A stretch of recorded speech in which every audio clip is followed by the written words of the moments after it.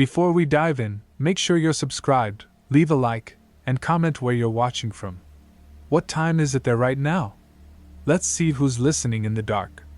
7 creepy true stories of Halloween pranks gone wrong. Story 1: The Curfew Man. They say every house has its secrets.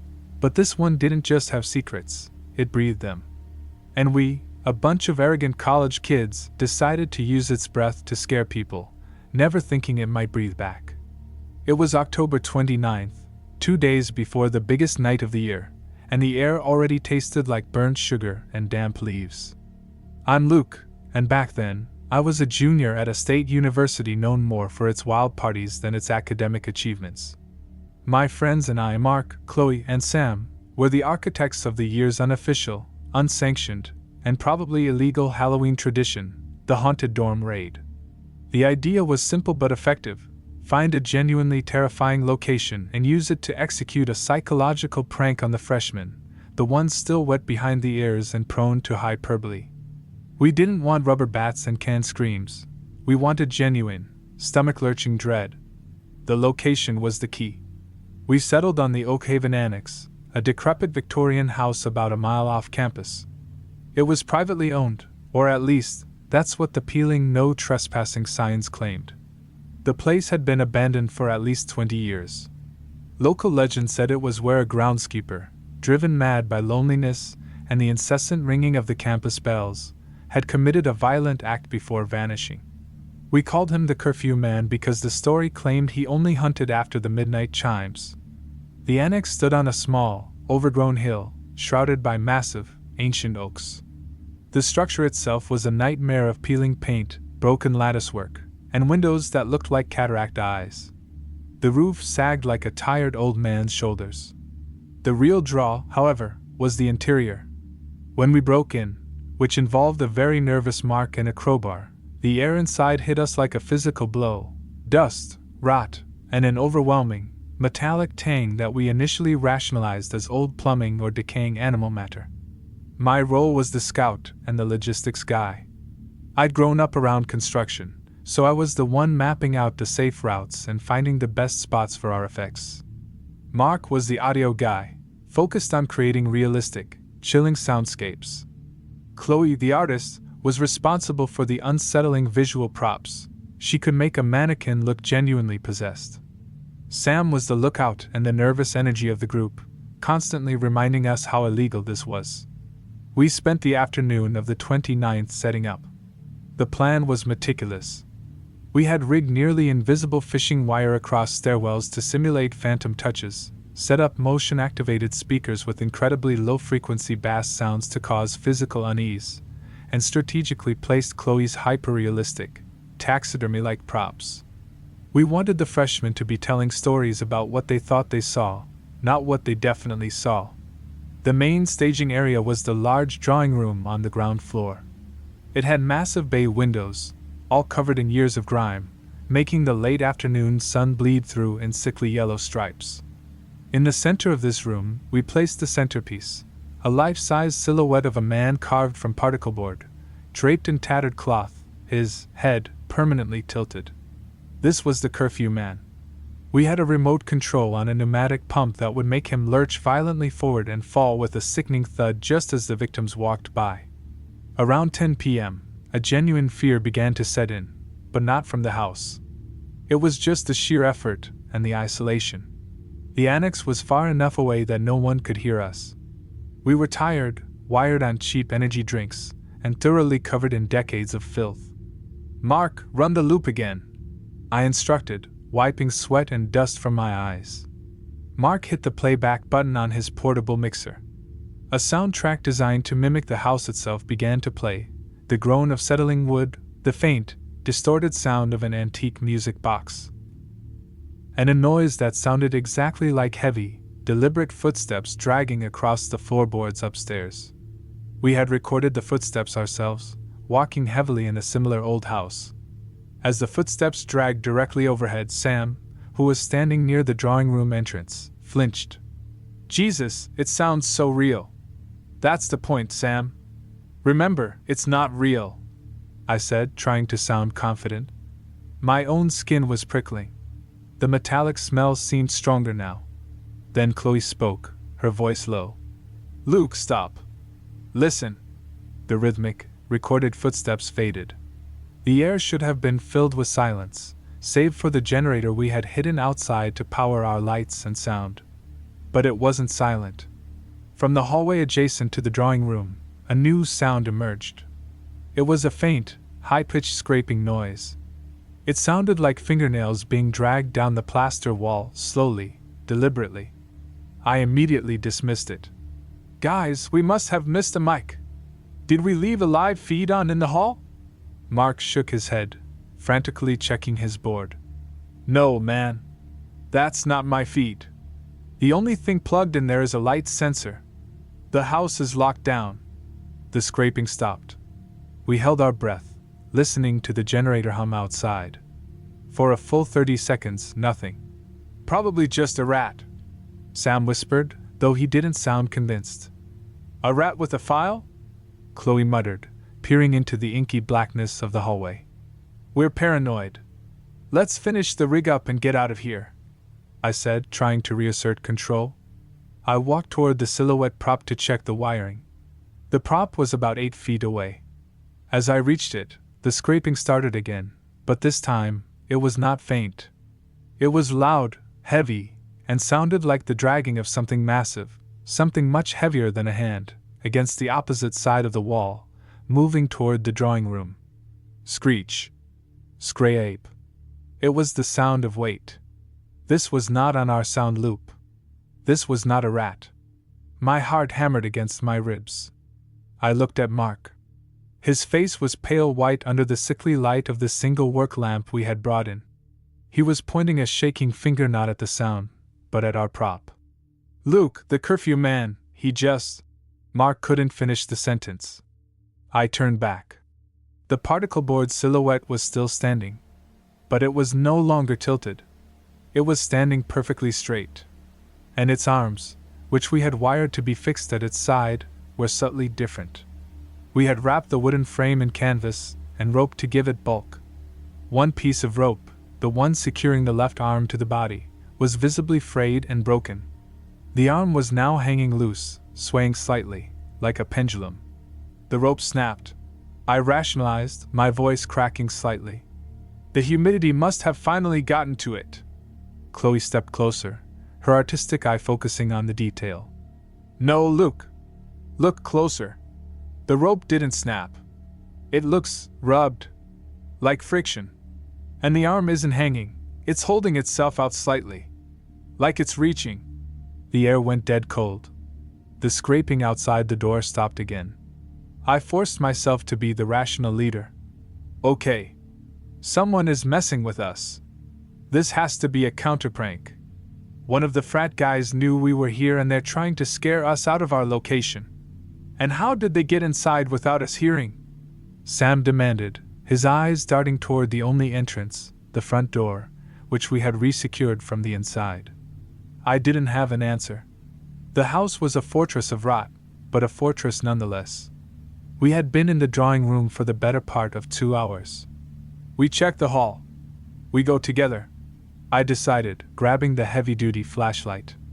Mark, Chloe, and Sam backed away toward the windows, clearly wanting to bolt, but their fear was overridden by the need to understand the source of the noise.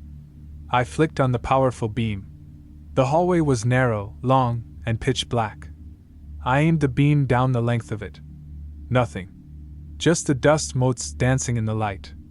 "See? Nothing. Just us freaking out," I said, starting to feel relief, a tidal wave of exhaustion washing over me. Then, the flashlight beam caught something about 20 feet down the hallway, near what used to be a storage closet. On the dusty plaster wall, precisely where the scraping sound had been loudest, was a dark, wet smear. It was long, vertical, and about the width of a human forearm. It wasn't paint, and it wasn't mud. It was red. My stomach dropped. I immediately thought of Chloe's realistic prop blood, but she shook her head vehemently. "That's not mine.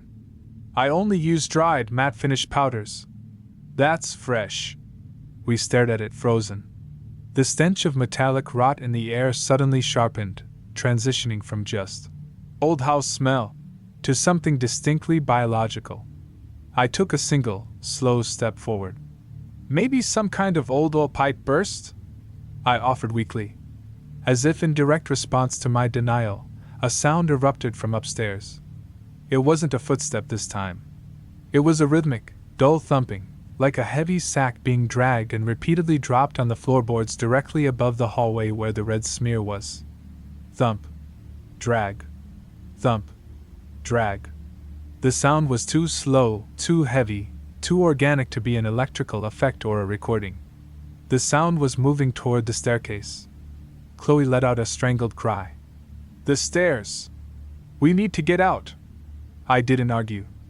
Everything in my rational, pragmatic mind had just dissolved. This wasn't a prank. This was a response. The house knew we were faking it, and something was demonstrating the real way to be scary. I turned to run back toward the drawing room, where the window was the nearest escape route. That's when I saw the silhouette prop again. It had moved. The particle board figure of the curfew man, which had been standing 8 feet away, was now directly in the center of the drawing room entrance, blocking our escape to the front door. It was standing exactly where Sam had been just moments before. The door! The window! Mark screamed, grabbing Sam and pulling him toward the large bay window. We crashed through the dried-out curtains, aiming for the glass. The glass was old and single-paned.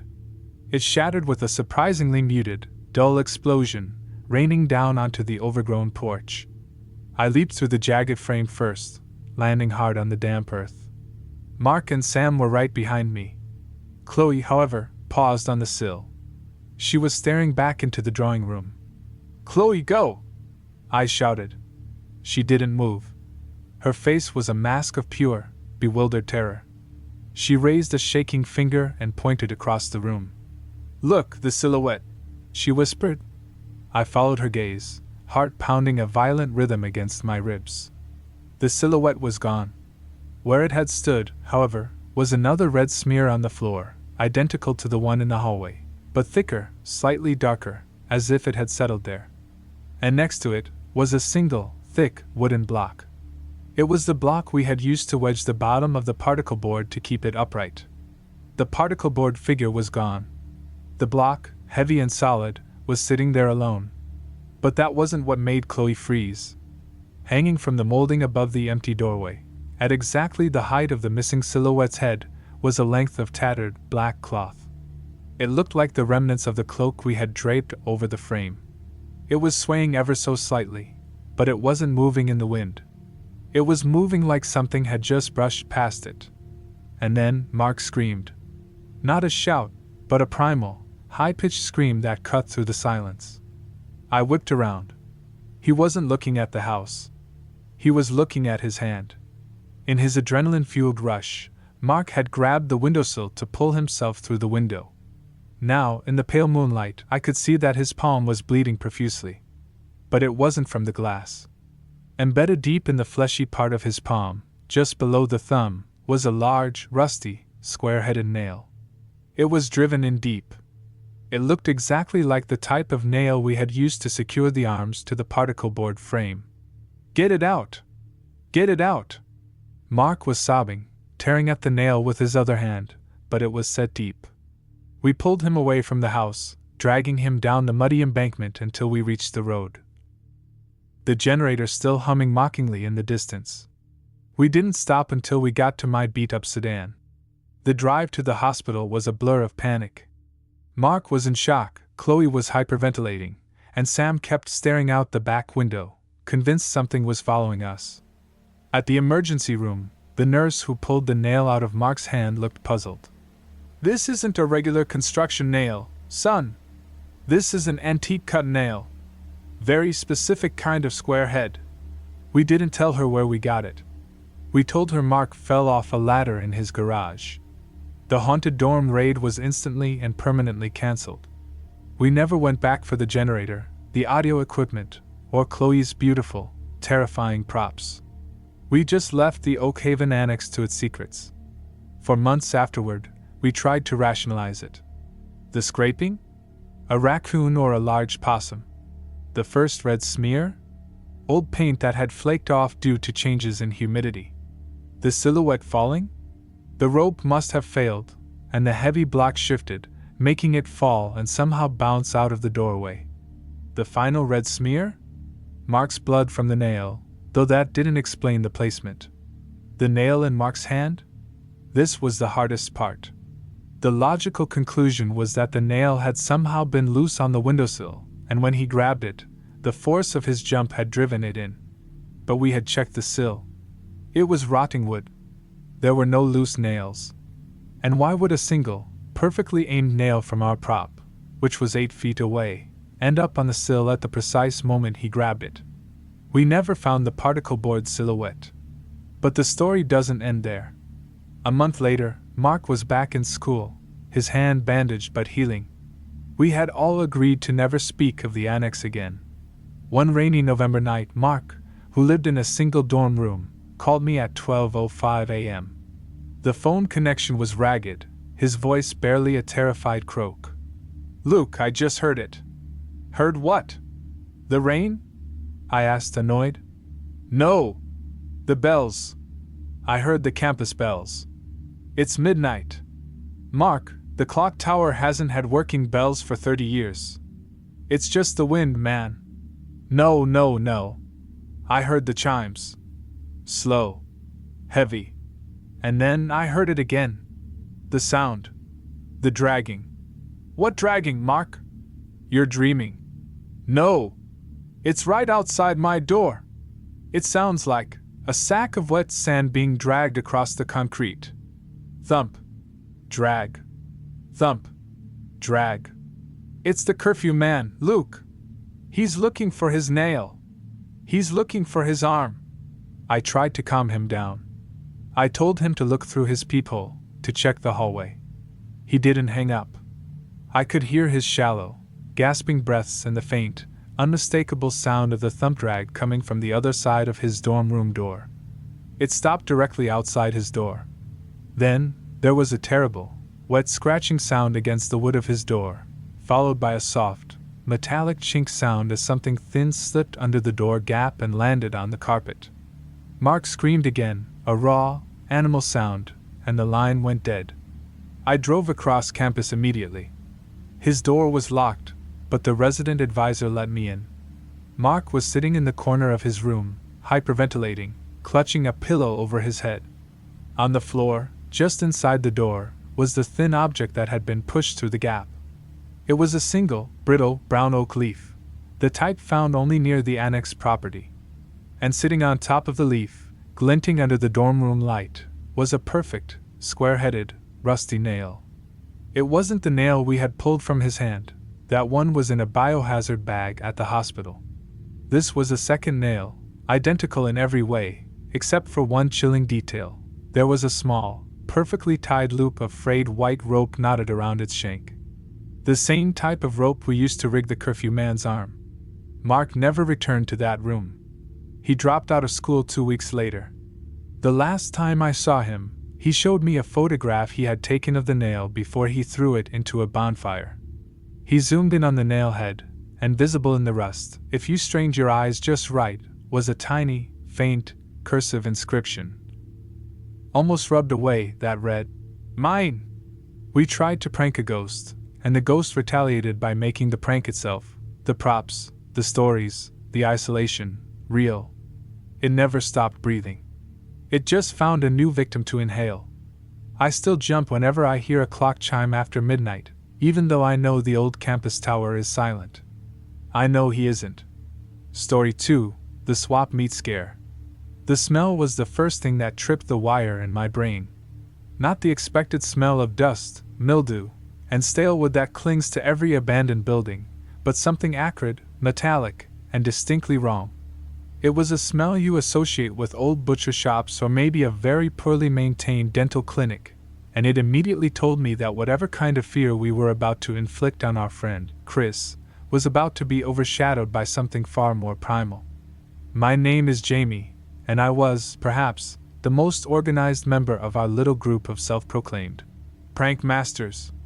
The group consisted of me, Sarah, the instigator and adrenaline junkie, and Ben, the quiet tech wizard. Our target, Chris, was notoriously high-strung, jumpy, and easily convinced. For months, we'd been planning the ultimate Halloween prank, the swap meet scare. The setting was a key part of the plan, a derelict, isolated hunting cabin nestled deep in the Cascade foothills, 3 hours outside of Seattle. This wasn't some place we found online. It belonged to Sarah's estranged grandfather, a man who hadn't set foot there in 15 years. The cabin was miles off the nearest gravel road, hidden by thick, suffocating stands of fir trees, and critically, had absolutely no cell service. The isolation alone was supposed to do half the work for us. The premise was this: we would convince Chris that we were all going to a huge, remote all-night Halloween swap meet for rare costumes and props. On the way, Sarah and Ben, wearing cheap black ski masks, would stage a frantic, aggressive carjacking and kidnap Chris, tying him up and blindfolding him. They would then take him to the cabin, leave him alone for an hour, and then I would show up, playing the role of the reluctant, panicked rescuer. The whole thing was designed to be a slow burn of fear and helplessness, followed by immense relief and laughter. It was mean, sure, but we figured Chris would get over it by morning. It was October 31st, just after sunset. The air was frigid, the moon was invisible, and the drive felt endless. I was in my truck, alone, following Sarah's beat-up sedan. Chris was already in the back seat of her car, convinced he was making a late-night deal for a vintage prop gun. We reached the turnoff at 8:15 p.m. The carjacking was planned for 8:45 p.m., giving them just enough time to blindfold Chris and navigate the treacherous, unlit trail to the cabin by 9:15 p.m. I would arrive at 10:15 p.m. I parked my truck a quarter-mile down the main road, killed the engine, and waited in the profound, consuming silence of the mountain wilderness. The waiting was the worst part. Every sound, the rustle of a squirrel, the drip of condensation from a tree, sounded like a footstep. Around 9:45 p.m., Sarah called me on the walkie-talkie. We'd brought old two-way radios since cell service was non-existent. Her voice was muffled and strained. "Jamie, we're here. Prank successful. Chris is, well, he took it badly. He's tied up on the porch. Ben is securing the door. We're going inside to set up the final scare. You on your way? 10-4. Approaching now. Everything secure?" I replied, pulling my leather jacket tighter. "Yeah, but hurry. This place gives me the creeps, man. It's way colder in here than outside. And the smell, Jesus. Get up here." I started walking the muddy trail toward the cabin, the beam of my heavy flashlight slicing through the dense darkness. The cabin, when I reached it, was even more imposing than I remembered. It was a single-story log structure, decaying slowly into the earth. The windows were black voids. I found Chris exactly where Sarah said he would be, lying on his side on the small, rotting porch, tied loosely with rope and blindfolded with a thick, dirty bandana. He was shivering violently, whimpering softly. "Oh God, oh God, oh God," he was repeating. I crouched down next to him, lowering my voice to a conspiratorial whisper, playing the part of the hero. "Chris? It's Jamie. Shh! Don't move. I'm getting you out of here, man." He gasped my name. "Jamie?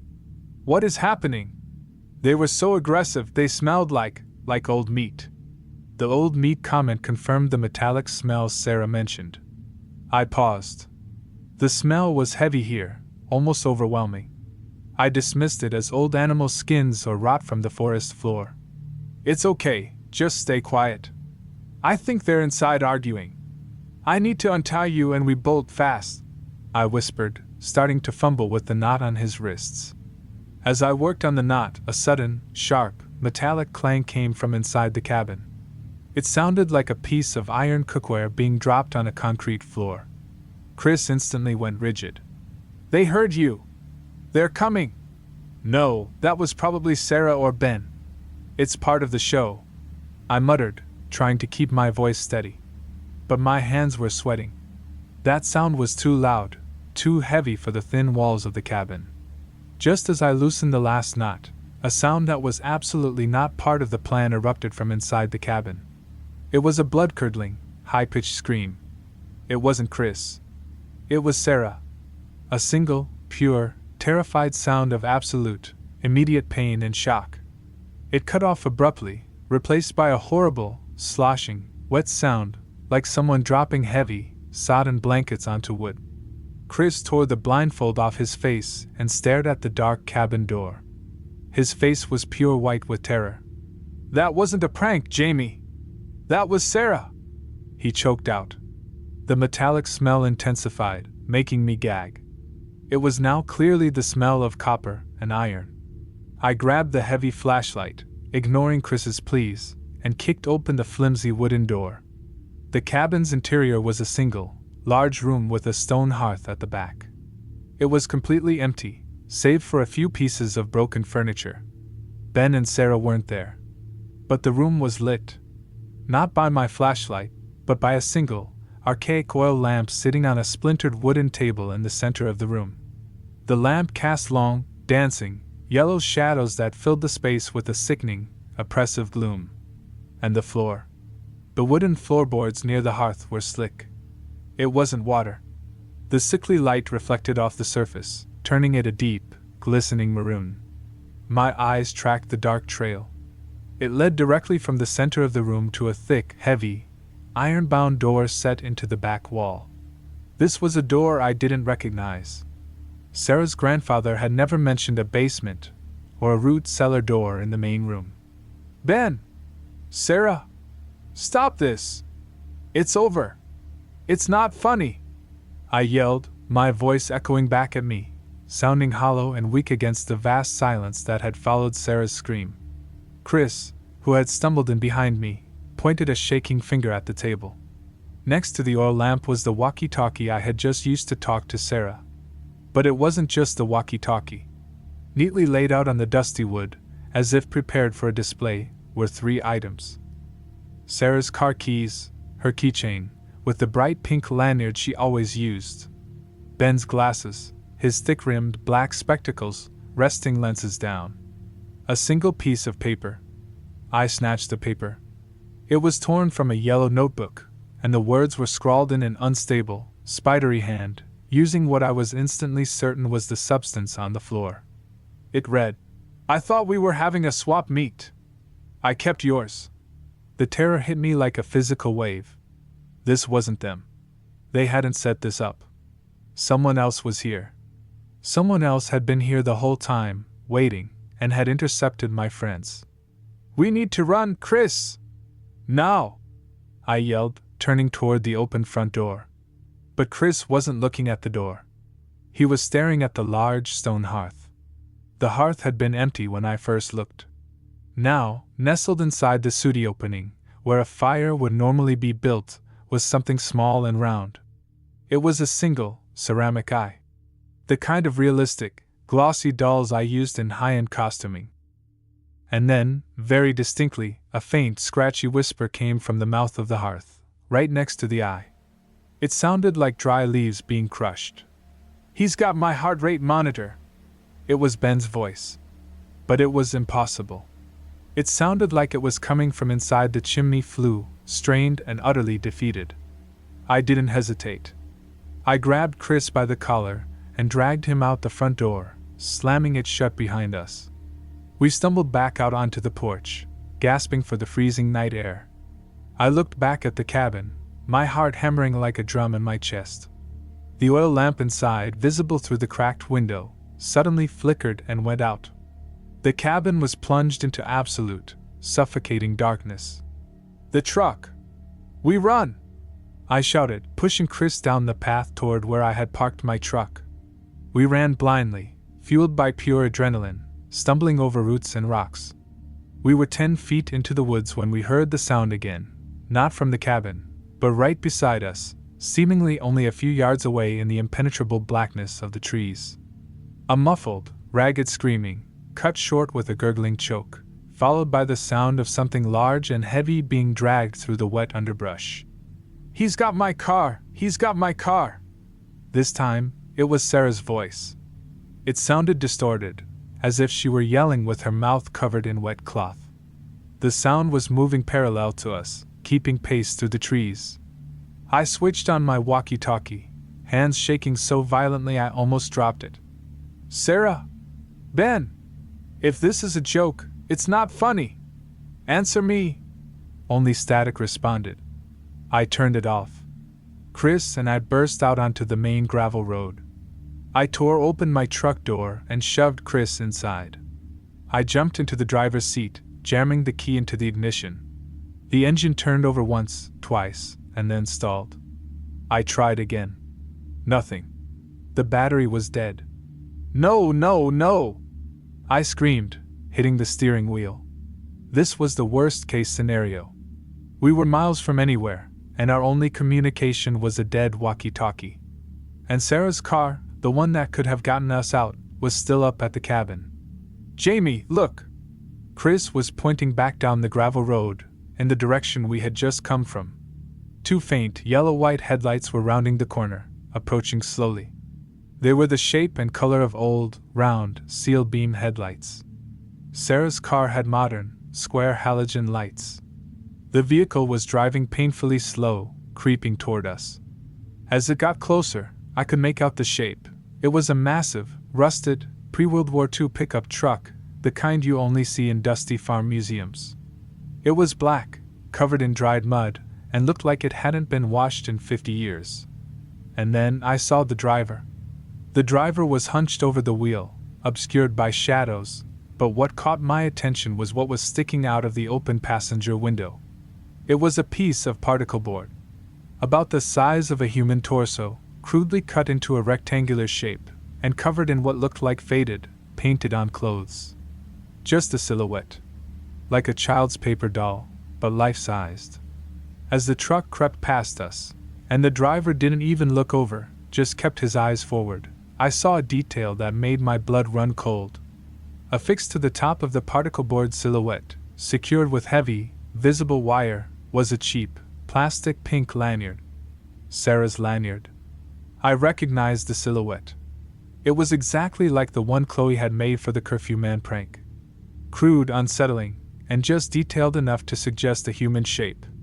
But this one had the pink lanyard, and as the truck slowly drove by, I could just make out a faint, spidery script painted in black on the silhouette's chest. New parts. The truck continued slowly down the road, and the sound of its ancient, grinding engine faded into the night. I stared at the spot where the tail lights vanished. It was 10:15 p.m., exactly when I was supposed to have initiated the rescue. Suddenly, the engine of my truck sputtered back to life, roaring into the cold night as if someone had just fixed a faulty wire. The lights flickered on, strong and bright. I slammed the truck into reverse, backed up sharply, and sped the hell away, leaving the entire area behind me. I didn't stop until I hit the interstate, 3 hours later. We called the police the moment we had service. They searched the area the next day. Sarah's car was gone. The cabin was exactly as I had described, isolated and decaying. The police found the remnants of an old oil lamp on the center table, and a dried, dark stain on the floor by the hearth. The iron-bound door I saw was a root cellar.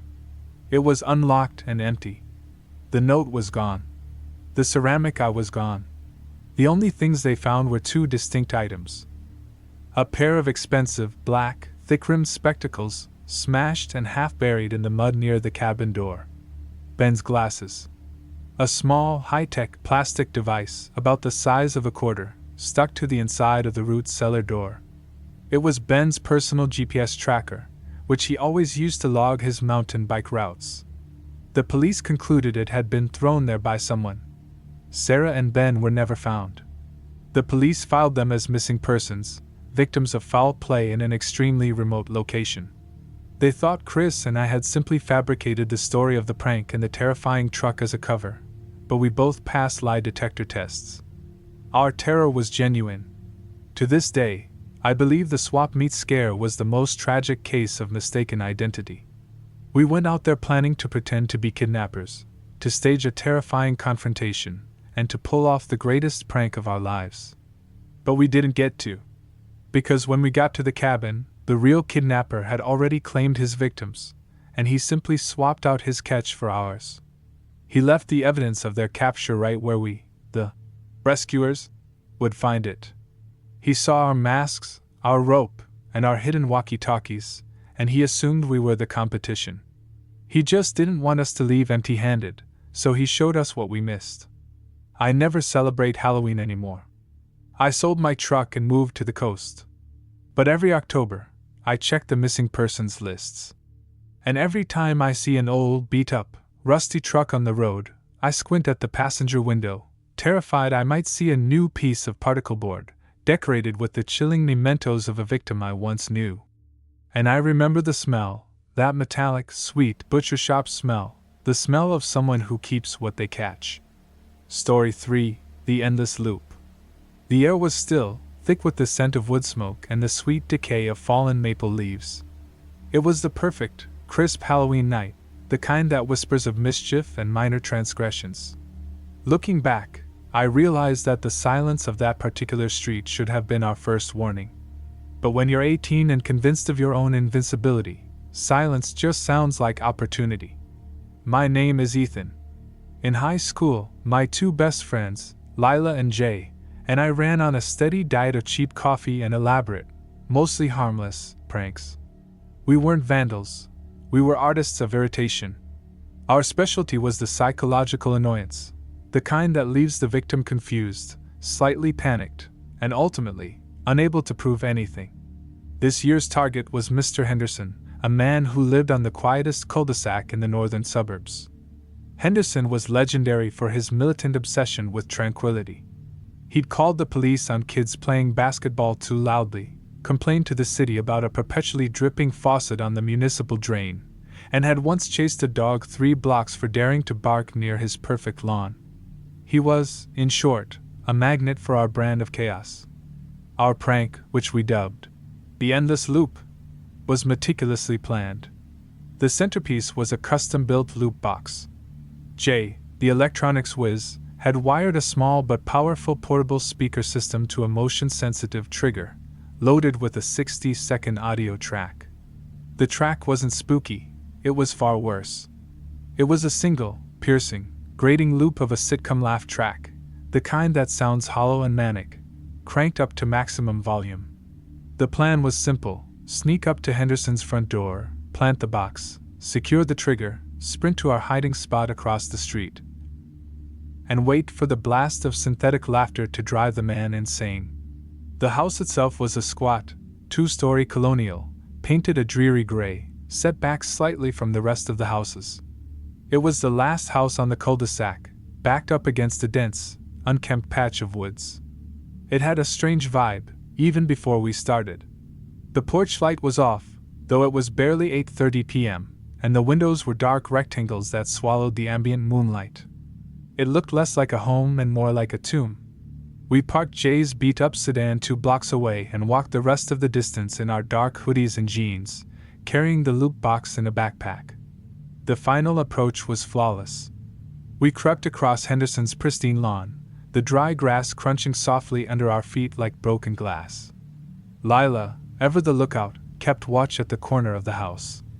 Jay handled the placement. He used industrial-strength putty to stick the speaker box directly onto the aluminum siding, right next to the doorbell.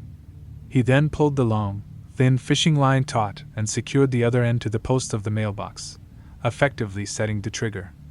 The slightest tug on the line would yank a safety pin and complete the circuit, flooding the silent cul-de-sac with deranged, recorded merriment. 5, 4, 3, 2, 1, Jay mouthed, giving the line a sharp, final tug. We turned and ran like hell, not toward the street, but diagonally across the lawn toward a cluster of tall, overgrown arborvitae bushes directly opposite the house. We dove into the scratchy foliage and crouched down, heartbeats thrumming in time with the adrenaline. The silence lasted 2 excruciating seconds. Then, the loop box detonated. The sound was staggering. It wasn't just loud, it was violently intrusive. The screeching, canned laughter, amplified and distorted, shattered the quiet night. Ha ha ha! Ha ha ha! It was the sound of 1,000 people laughing at a truly awful joke, echoing and bouncing off the surrounding empty houses.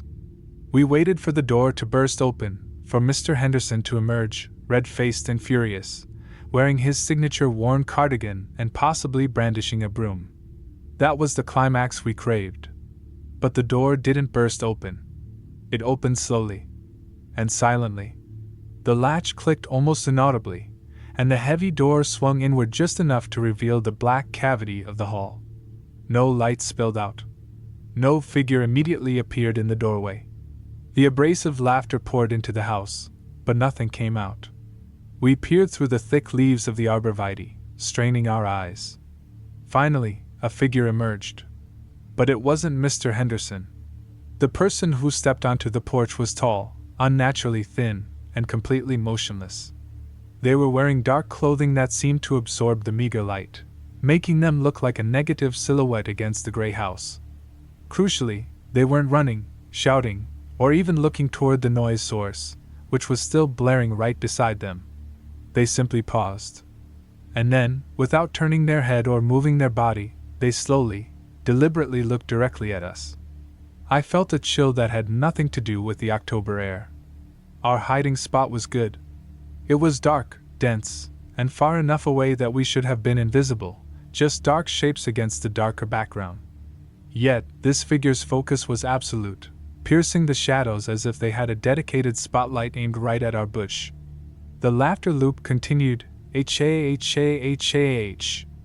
The figure lifted a hand, a long, pale, stick-like hand, and reached out, not toward the sound box, but toward the thin fishing line that ran between the box and the mailbox post. And then, very gently, very slowly, they pulled the line toward them. The final circuit didn't break. The sound didn't stop. But as the figure gently tugged the line, the sound of the canned laughter suddenly shifted. It became muted, as if the speaker had been instantly covered by a thick, heavy blanket. The H-A-H-A-H-A-H was muffled, but still running. Then, the figure leaned in close to the muffled speaker. The motion was so quick and fluid that it looked like a time-lapse photo. They didn't touch the box. But as they leaned in, a new sound bled into the recording, mixing with the distant, smothered laugh track.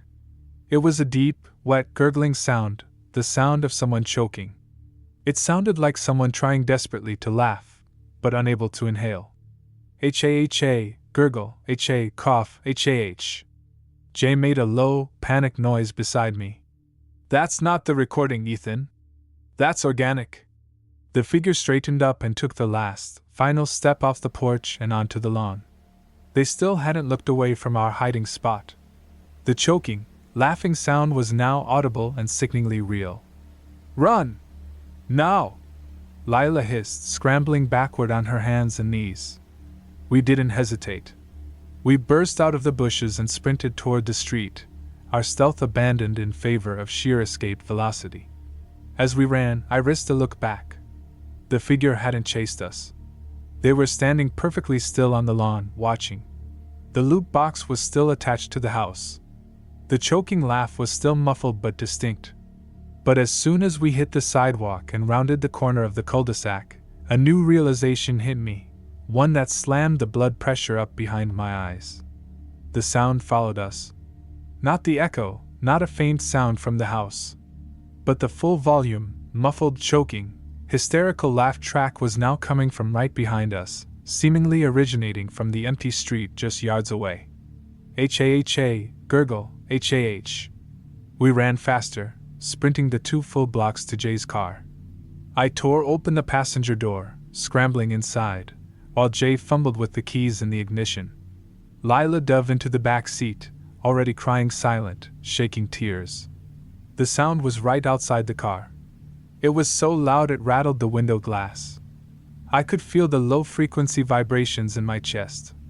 Jay finally turned the key, the engine roaring to life. He slammed the gas pedal to the floor, screeching away from the curb. "Did you hear it? Did you hear it in the car?" Lila sobbed. "Yes. It was right there," I shouted, whipping my head around. We drove 5 miles, hitting the main 4-lane highway, the lights of the city finally beginning to appear on the horizon. The panic slowly began to subside, replaced by a cold, numbing disbelief.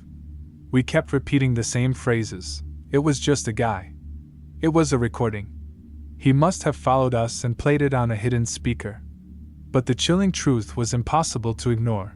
The figure had remained on the lawn, and the sound had moved with us, staying exactly 20 feet behind the car, until we hit highway speeds.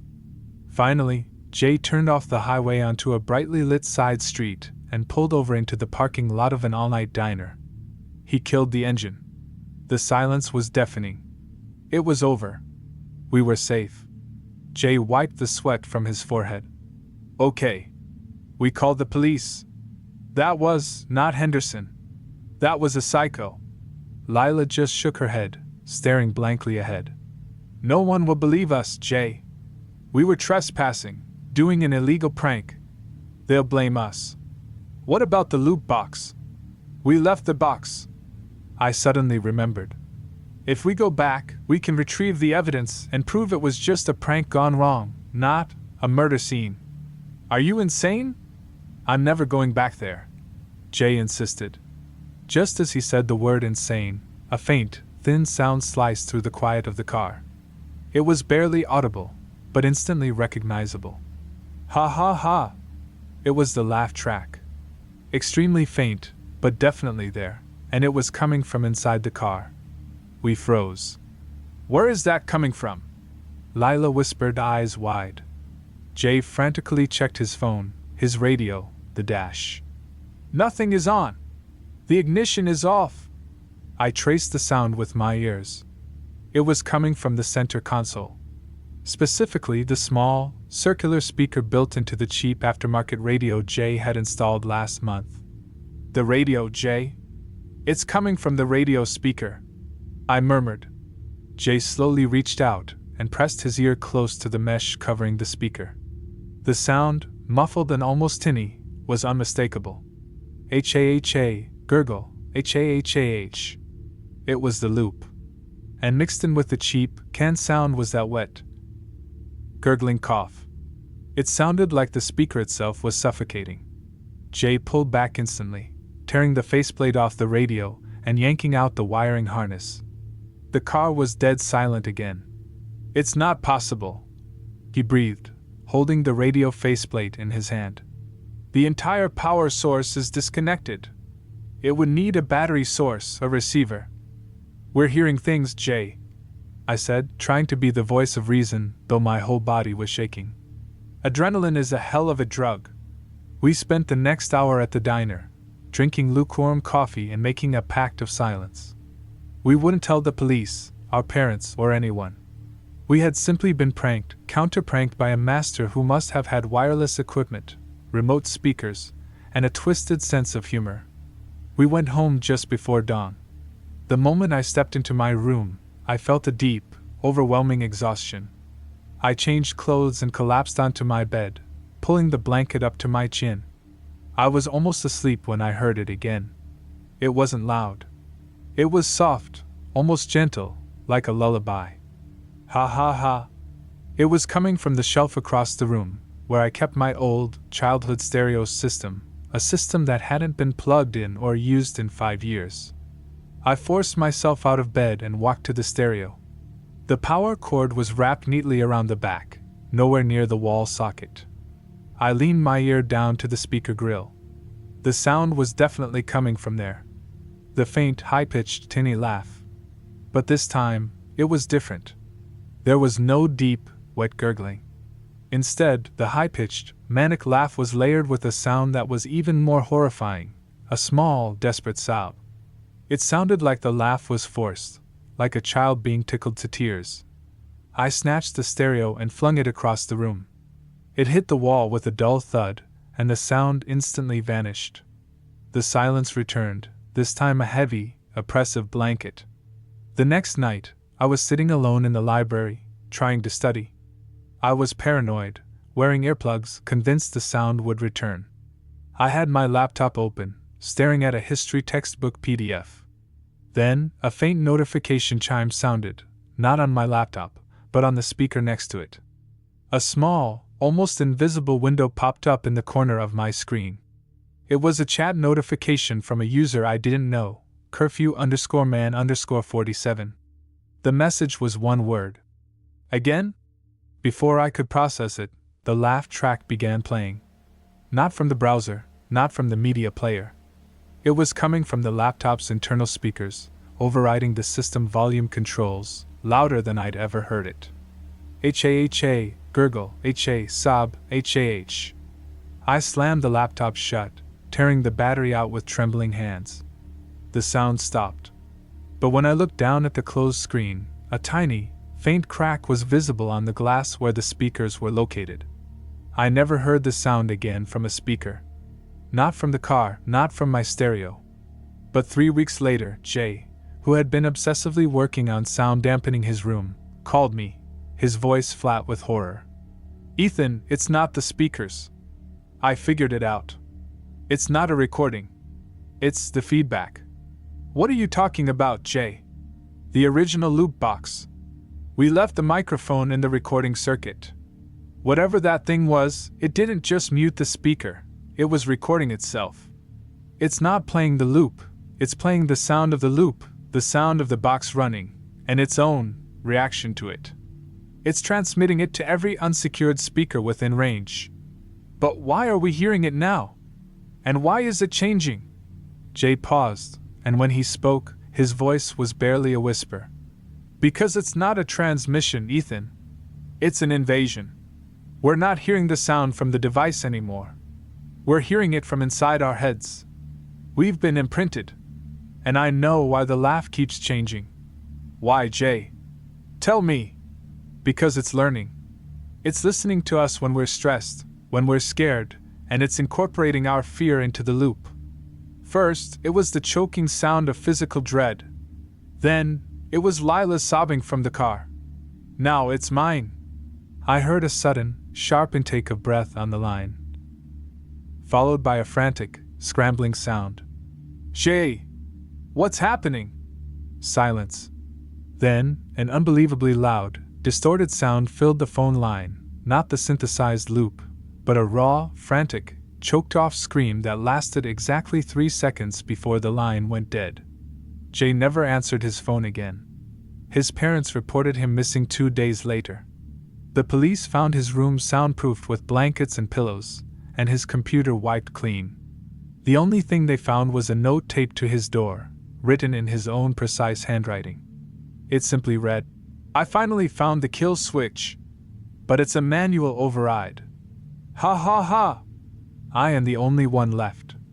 I sold my stereo. I threw out my laptop. I haven't spoken to Lila or Chris since that night. I checked my chat logs every morning, terrified of seeing that username pop up. I live in a constant, low-frequency terror. Because sometimes, when the house is absolutely silent, and I'm lying in bed, I feel a strange pressure behind my eardrums. And I hear the silence itself being punctured by a faint, distant, muffled sound. It's no longer a laugh or a sob or a gurgle. It's just a long, continuous, wheezing exhale. The sound of something deeply satisfied, knowing it has finally created the perfect, endless loop of human fear." Story 4. The Mannequin in the Driveway. There is a precise moment when youthful arrogance curdles into pure, frantic terror, and for me, that moment arrived at 1:47 a.m. on November 1st, while I was wrestling a heavy, plaster of Paris corpse into the trunk of a Toyota Corolla.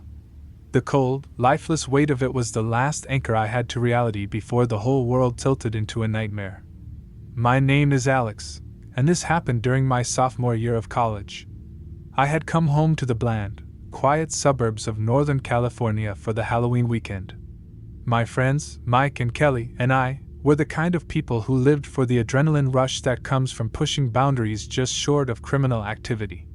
Our specialty wasn't fear, it was humiliation.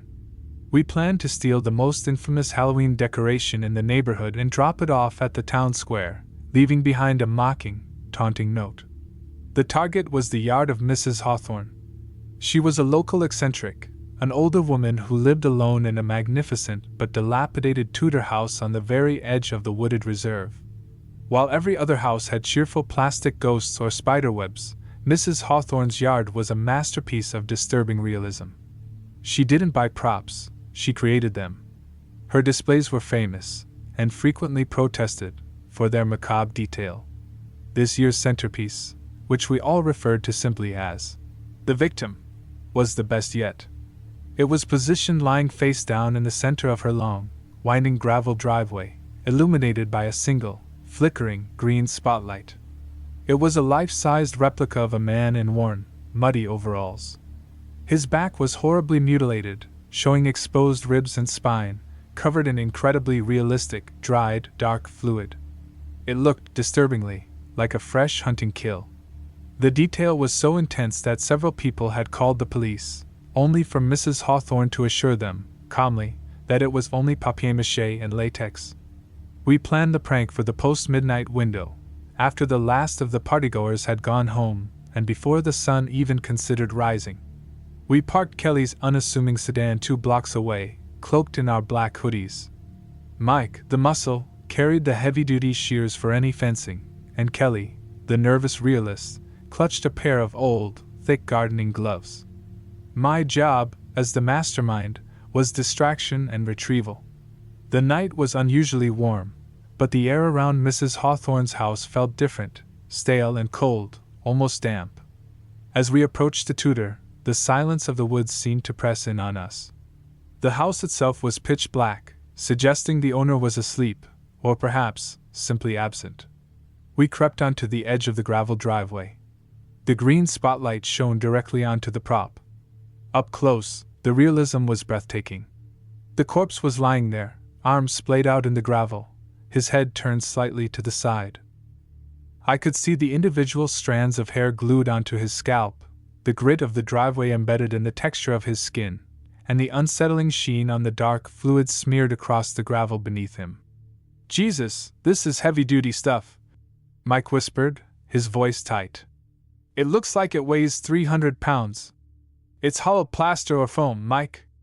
"She's an artist, not an engineer," I countered, trying to sound brave. "Let's just grab the ankles and haul him out to the road." 2 minutes in and out. We stepped onto the gravel, each crunching step sounding like a gunshot in the dead silence. Mike took the shoulders, and I crouched down to grab the heavy work boots on the figure's feet. Kelly stood near the end of the driveway, hyper-aware and ready to bolt. 1, 2, 3, lift, I grunted. The prop didn't move. "Dude, try harder. It's stuck," Mike whispered fiercely, his face contorted in strain. I pulled again, bracing my feet on the loose gravel. It wasn't stuck, it was immensely heavy. It was like trying to lift a waterlogged log. "It's not foam. It's solid. What is this thing made of?"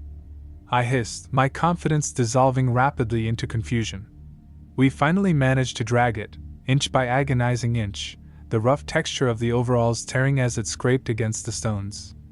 The sound of the drag was awful, a tearing, grating noise that felt incredibly loud. We had dragged the figure about 10 feet when I saw something glint in the green light near the head. "Wait! Stop!" I whispered, my voice suddenly raw. Mike and I stopped, panting, our adrenaline now mixed with sheer exertion. I walked to the head of the figure. The head was still turned away, cheek pressed to the gravel. But something was different. The head was resting on a small, smooth, dark object. I crouched down and picked it up. It was a small brass locket. It was old, tarnished, and warm to the touch. I flipped it open with a sweaty thumb. Inside, there were 2 tiny, faded photographs. One was of a handsome, smiling young man in a military uniform. The other was of a smiling, younger Mrs. Hawthorne. The locket was resting under the figure's cheek, pressed into the gravel, as if it had fallen there naturally as the person fell. "Okay, that's too much detail. That's insane," Kelly breathed, her voice trembling from her post. "She made a whole story for the prop. Let's just leave it and go." "No," Mike said suddenly, staring at the ground where the figure's shoulders had just been. "Look!" The dark, viscous fluid that had been smeared on the gravel beneath the figure's wounds was no longer smeared. As we dragged the body, The fluid had pooled into two distinct, shiny, dark handprints where Mike had been gripping the shoulders. The prints were fresh, glistening under the green light. And then, Mike looked down at his own gloved hands. "My gloves are clean. I wore the thick ones. This stuff, it's not coming from the prop. It was already here." A profound, sickening realization washed over me. The fluid, the prop blood, wasn't just on the gravel. It had been oozing out from beneath the figure, soaking into the driveway, until we dragged the figure away and exposed the prints. And the smell.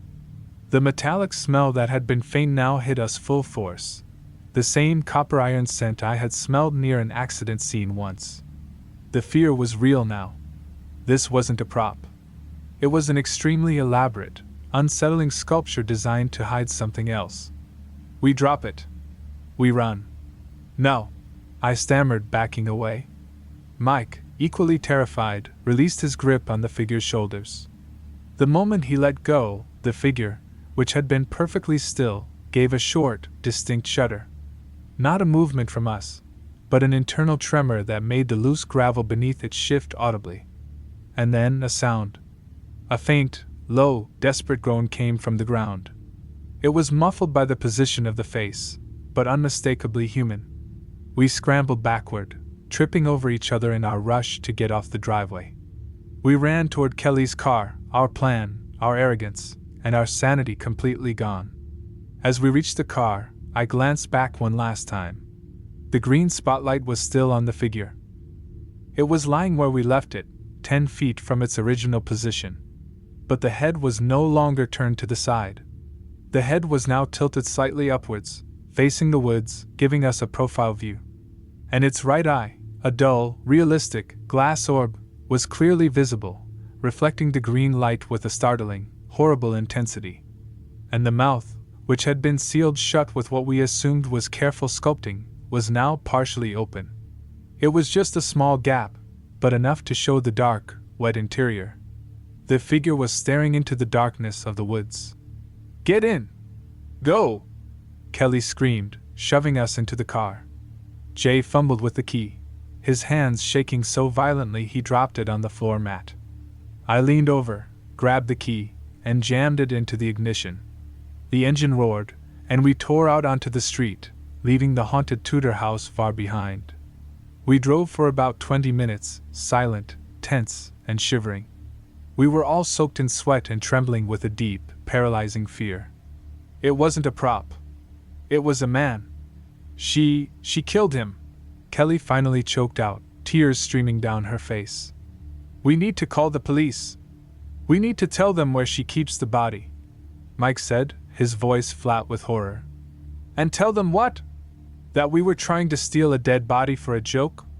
We'll be accessories," I argued, though the word accessory tasted like ash in my mouth.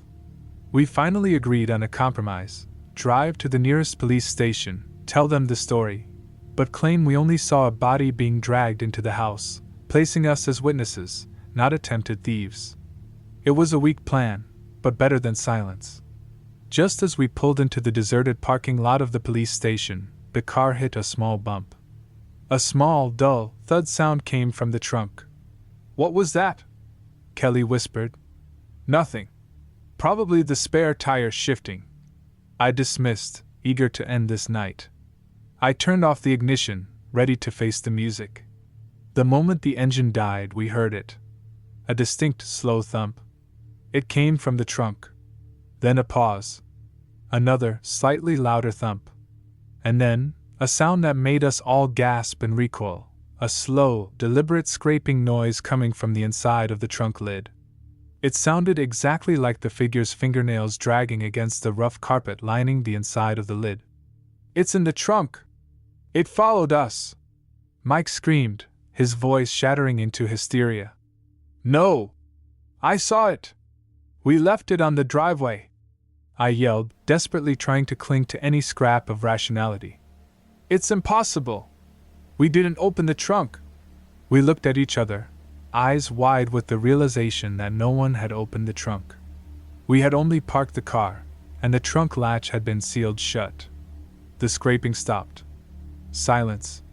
Then a faint, rhythmic sound began, a very soft, wet ticking noise like condensation dripping onto metal, coming from directly behind the rear seat. Drip, drip, drip. Mike, utterly broken, fumbled for the door handle. "I can't do this. I'm running." He threw open the passenger door and stumbled out into the parking lot. Kelly and I were frozen, staring at the trunk. Before Mike could take 2 steps, the rear left tail light of the car exploded. Not shattered, but popped, sending a shower of red plastic shrapnel across the asphalt. And through the newly created, jagged hole in the trunk, a single, long, pale, stick-like finger slowly emerged. It was covered in dried, dark fluid and gravel dust. It looked exactly like the hand that had reached for the locket. The finger twitched once, then twice. It was searching, feeling the air. Mike let out a soundless scream and froze. The finger retreated back into the hole. But a moment later, the sound of the slow, wet ticking intensified, and the entire car began to shudder slightly, as if something incredibly heavy was shifting its weight inside the confined space of the trunk. "The police station! Run inside!" I yelled, finally snapping out of my paralysis. We burst out of the car and sprinted toward the brightly lit entrance of the station, leaving the car, the horrifying ticking, and the exploded tail light behind us. We stumbled in, screaming about a body in a trunk, about a woman named Mrs. Hawthorne, about a prank, and about a finger coming out of a tail light. They immediately separated us. I told my story multiple times, becoming less coherent with each repetition. I gave them the address. An hour later, a calm, professional detective named Miller came to interview me. "Alex, we need to talk about your friend's car," he said, his face unreadable. "Is it there? Did you open the trunk? Is the body, the man, still in there?" I pleaded. "We found the Corolla in the parking lot. There was some damage to the rear left tail light. Looks like it was smashed with a heavy object," Miller stated. "We opened the trunk. It was empty. Completely empty." My world spun.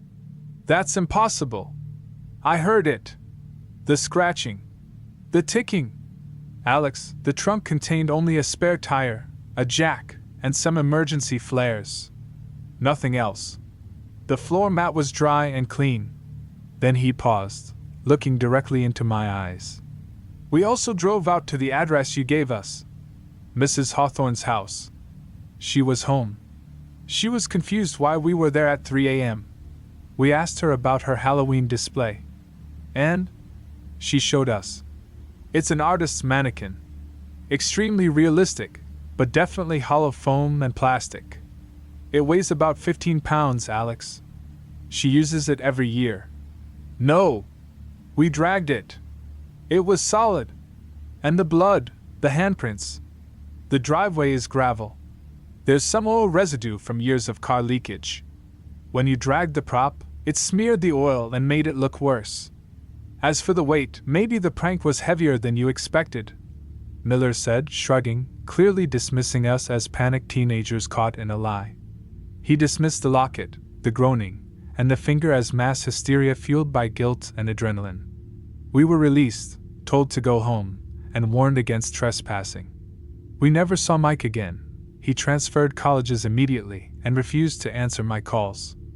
I went back for Kelly's car the next day. The damage to the tail light was exactly as Miller described, a clean, circular hole, as if punched inward. But the inside of the car was not clean. When I opened the trunk to check the spare tire well, a thick, metallic smell hit me. And tucked deep under the spare tire, I found it. A single, small, tarnished brass locket. Identical to the one I saw on the driveway. I opened it with a trembling hand. Inside, the 2 faded photographs were gone.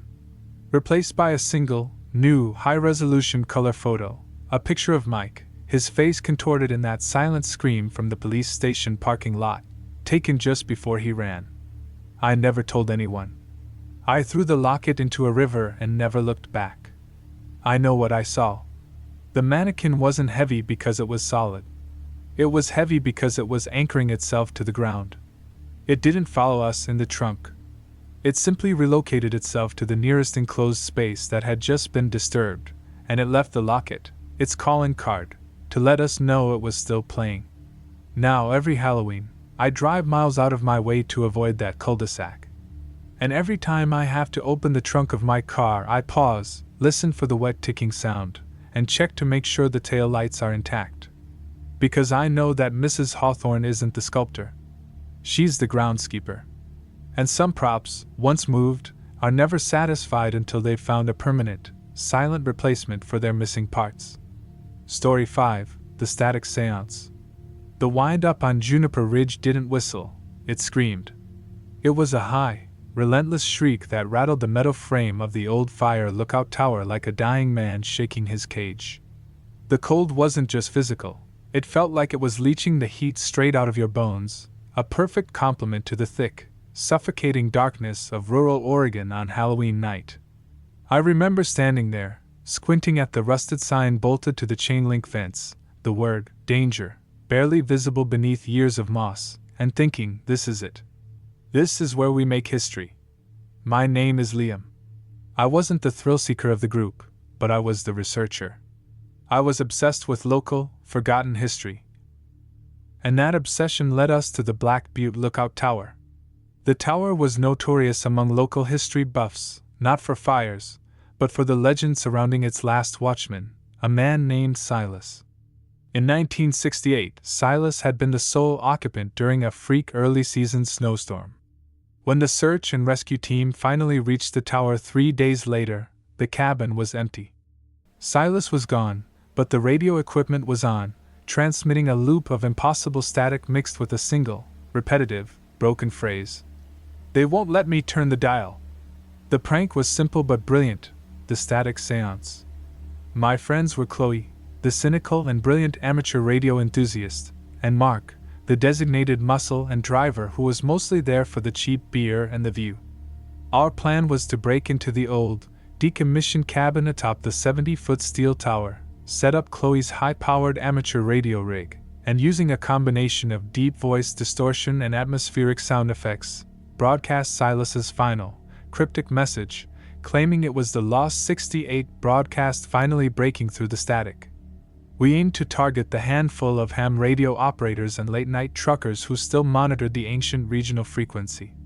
We chose Halloween specifically because that night, every static burst and unexpected sound is attributed to either pranks or paranormal interference. It was the perfect cover. We parked Mark's beat-up Bronco a mile down the access road. The ascent up the hill was brutal, marked by deep ruts and hidden stones. By the time we reached the perimeter fence at 11:30 p.m., we were panting, our lungs burning with the sharp, cold air. Chloe made quick work of the padlock on the fence with a pair of professional-grade bolt cutters. The clink of the steel breaking echoed unnervingly in the vast emptiness. We slipped through the opening. The tower itself was a skeleton against the night sky, topped by the small, square wooden cabin. We climbed the 70 rickety steel steps, each one groaning and protesting beneath our weight. I kept my head down, focusing on the beam of my flashlight, trying not to look at the infinite blackness surrounding us. The cabin door was simply latched. Chloe popped it open with a well-placed shim. Inside, the cabin was pure time capsule. A small, cot-sized bed frame, a rusty stove, and a single, heavy wooden desk. The window glass was intact but filthy, smeared with what looked like years of accumulated dirt, and perhaps something darker. The air was thick with the smell of old paper, mouse droppings, and ozone. But the centerpiece was the original radio console. It was a massive, vintage apparatus, all glowing vacuum tubes, heavy dials, and complex wiring. It had been officially disconnected years ago, the main power line visibly severed, but it still dominated the small space. Chloe immediately got to work. She set up her compact, state-of-the-art radio system on the desk next to the corpse of the old console. Mark and I draped black blankets over the windows to prevent any light from spilling out. The only illumination was the soft, green glow from Chloe's rig and the powerful, single lantern Mark placed on the floor. "Okay, frequency 4.79 MHz, shortwave. That's the old tower channel. Mark, cue up the sound file." Liam, you be the eyes, Chloe instructed, sliding a pair of headphones over her ears. We were scheduled to broadcast for exactly 5 minutes, starting at midnight. Mark hit play on the laptop. The speaker emitted a low, hissing static, interrupted every few seconds by the distorted, scratchy phrase I had synthesized from historical records. They won't let me turn the dial. It sounded perfect, chilling, ancient, and undeniably real. Midnight struck. Chloe flipped the broadcast switch. For a glorious minute, nothing happened. We exchanged nervous, excited grins. We were literally broadcasting a ghost story into the wilderness. Then, Chloe's face went white under the green light of the display. She yanked the headphones off. Liam, Mark, kill the power! Now! She hissed, her voice a strained whisper. Mark scrambled for the laptop. What? Why? Did someone answer? No. Yes. I don't know. Listen. She held the headphones out. Mark and I leaned in, pressing our ears close to the foam pads. The original audio from the laptop was still running, but beneath it, mixing with the crackling static, was a new sound. It wasn't the synthesized phrase. It was a slow, distinct, rhythmic tapping. It sounded like a fingernail gently clicking on wood. Tap, tap, tap, tap. It was transmitting over the radio frequency. Someone, somewhere, had heard our broadcast and was sending a reply. But the reply wasn't language, it was just this incredibly unnerving rhythm. It's a ham operator. Someone trying to be funny. Keying their mic manually. I whispered, forcing myself to sound rational. No, Liam. Listen to the rhythm. It's not Morse code. It's too slow, too precise. Chloe retorted, her eyes darting nervously toward the dark corners of the cabin. Just as the tapping reached the climax of its pattern, the massive, antique radio console next to Chloe's rig, the one that had been dead for 50 years, made a sharp, sudden noise. Click! One of the huge, rusty, metal dials on the front of the console turned. Slowly. Visibly. It wasn't a vacuum tube warming up, it was a mechanical shift. The sound of the broadcast static instantly changed. It became a low, pulsing hum, drowning out our fake audio. Mark finally found the power button and slammed the laptop lid shut. Silence. Pure, absolute silence, save for the shriek of the wind outside. That was the draft. I insisted, clutching my flashlight like a weapon. The wind outside. It rattled the panel, and the dial moved. The dial was rusted solid, Liam. We tried to move it when we came in, and the broadcast signal changed the second that dial moved. It's physically impossible. Chloe was breathing heavily, tears welling in her eyes.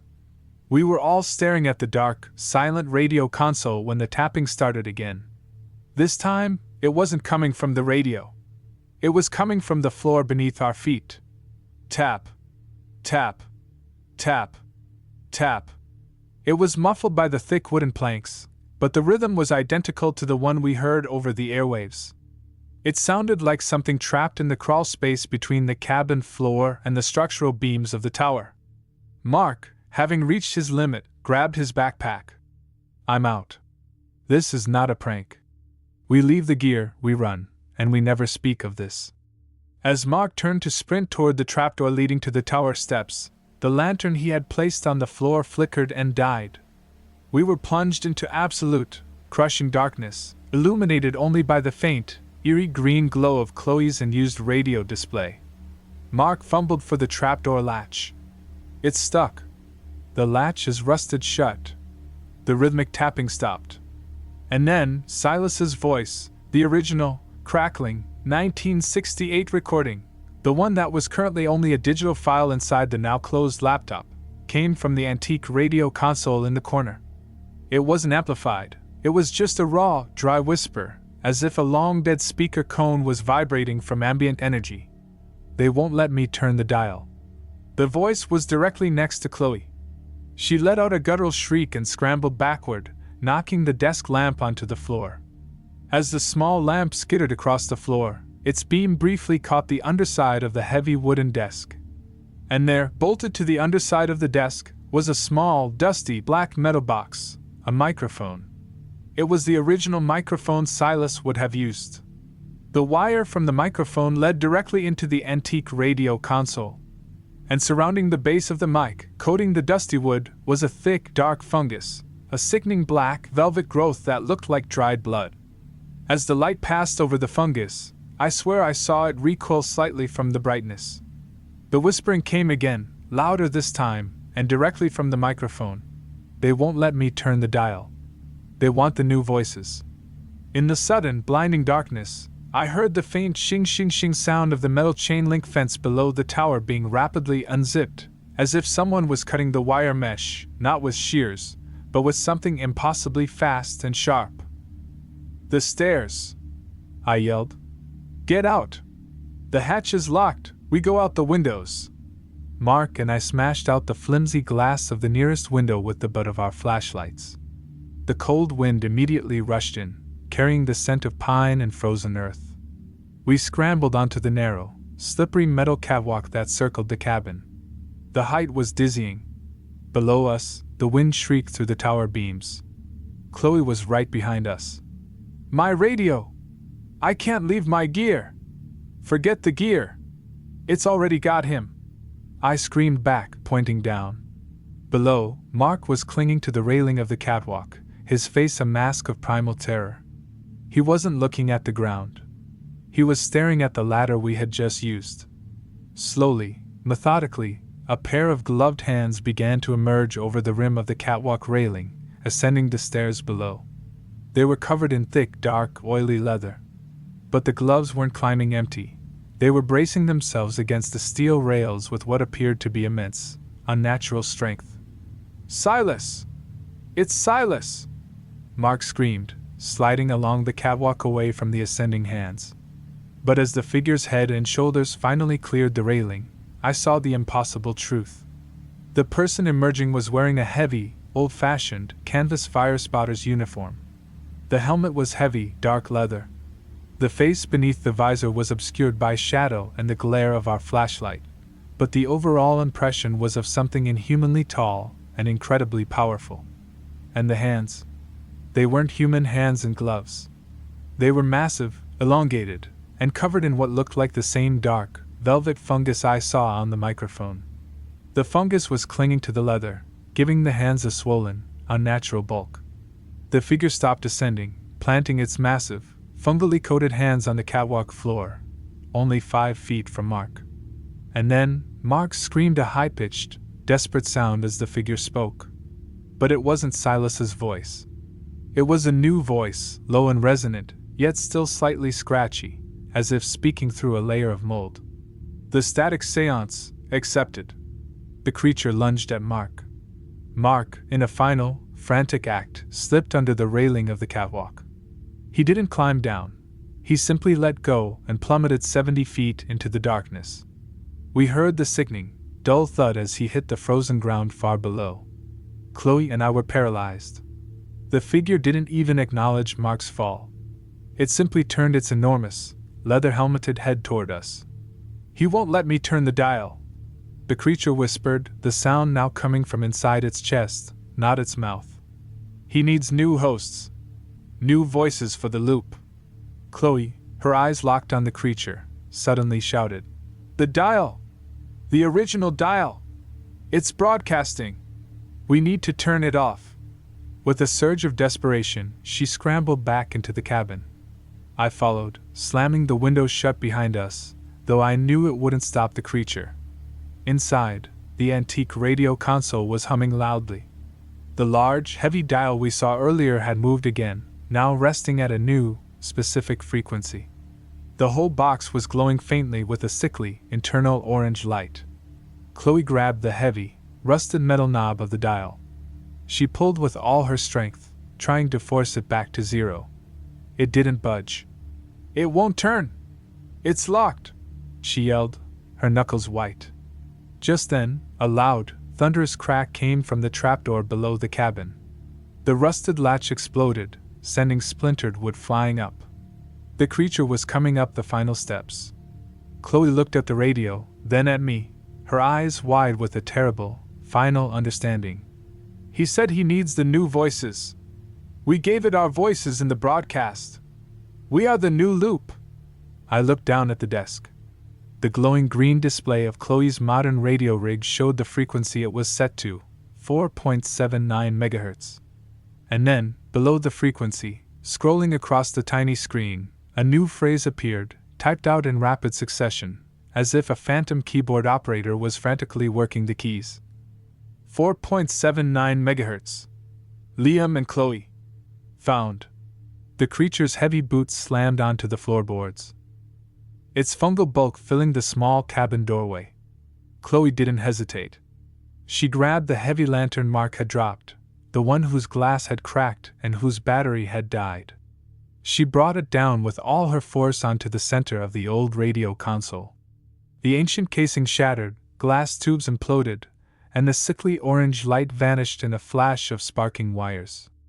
A terrible, drawn-out wail, not a scream, but a sound of mechanical and biological agony, erupted from the creature in the doorway. The static seance was over. Chloe and I didn't wait. We dove out the nearest window and scrambled down the first set of metal steps. The creature's wail turned into a guttural roar, and we heard the sound of the entire cabin floor being ripped apart behind us. We stumbled down the 70 steps, sliding the last 10 feet onto the ground, landing hard. We didn't stop running until we hit the Bronco. We sped away, never looking back at the tower. We found Mark the next morning. His body was at the base of the tower, but the cause of death wasn't the fall. He had died on impact, but his skin was covered in a bizarre, patchy rash, a black, velvet fungus that seemed to be feeding on his flesh. The police ruled it an accidental fall and exposure to unknown biological agents. Chloe and I were questioned but released. We never told anyone about the radio, the static, or the creature. We destroyed all of Chloe's radio equipment. But the fear never left. Every time I get into my car, I can't help but turn the radio dial, seeking out that specific frequency, 4.79 MHz. I never hear anything but static now. But sometimes, when I'm driving alone late at night, and I pass beneath a large cell tower or a microwave dish, the static on my car radio suddenly cuts out. And for a single, terrifying second, I hear a new sound, faint, distant, and desperately trapped. It's Mark's voice, raw with fear, whispering, "They won't let me turn the dial." And I know the seance isn't over. It just changed frequency. Story 6. The Property Line. The air in upstate New York that Halloween night was so cold and clean it stung the back of your throat, smelling heavily of damp pine and the metallic tang of the river that snaked just beyond the property line. We were 30 miles from the nearest town, tucked away in the kind of isolated wilderness that feels both exhilarating and faintly threatening. I remember standing on the porch of our rented cabin, adjusting the makeshift scarecrow we positioned like a silent sentinel, and feeling a spike of pure, mischievous adrenaline. That feeling, the excitement of impending chaos, is the first thing that died that night. My name is Sarah. I was 21, a junior in college, and part of a tight-knit, fiercely competitive group that lived for small-scale rivalry. Our target was the neighboring cabin, rented by a group of equally obnoxious students from a rival university. We called them the D-Team. Their plan was a quiet, celebratory weekend. Our plan was to turn their weekend into a low-grade psychological horror film. My crew consisted of Ben, the gear specialist who handled all the technical wiring, Maya, the fearless scout, and Chris, the skeptical voice of reason who was usually ignored until it was too late. We were masters of the subtle freak-out. No loud noises, no property damage, just unnerving, persistent atmospheric dread. Our prank, codenamed Boundary Breach, was our masterpiece. It involved 3 phases aimed at the D-Team's secluded, smaller rental cabin, about a quarter-mile down the winding dirt track. Isolation. Ben rigged an electromagnetic lock disguised as a log across their private driveway, activated by remote, trapping them. Sensory deprivation. Maya and I would temporarily cut the power line leading to their cabin. The ritual.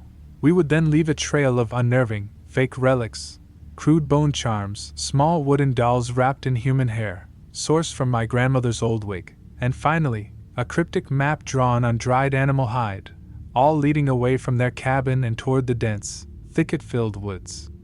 The goal was to make them think they'd stumbled into someone else's ancient, territorial ritual site. We set out at 1 a.m., moving through the woods with the proficiency of seasoned poachers. The moon was a sickly, half-eaten crescent, throwing just enough light to illuminate the path without cutting through the shadows. The cold kept the insects quiet, and the only sound was the rustle of our jackets against the underbrush. We found the first cabin easily. It was smaller than ours, set further back from the river. Ben cut the power line quickly and efficiently. The cabin immediately went black. "Phase 2 complete," he whispered into the darkness, a triumphant smirk visible in the beam of his flashlight. We then began Phase 3. Maya, carrying the backpack of props, led the way, carefully placing the bone charms near the cabin steps and laying the small, crude wooden dolls on the windowsill. The air was silent now, heavier without the low hum of the power line. As Maya was placing the last doll, a single light flared to life inside the cabin. It wasn't the main power coming back on. It was a single, kerosene lantern positioned directly behind the front window. The light wasn't bright, but it was enough to reveal the interior of the cabin, which was completely bare, no furniture, no signs of luggage, just bare wood floors and walls. And sitting directly on the window ledge, staring out into the night, was a figure. It was an old woman. Her face was a network of deep wrinkles, illuminated harshly by the lantern. She wasn't startled, she wasn't angry, she was simply watching us. She held the lantern up slightly higher, as if deliberately trying to get a better look.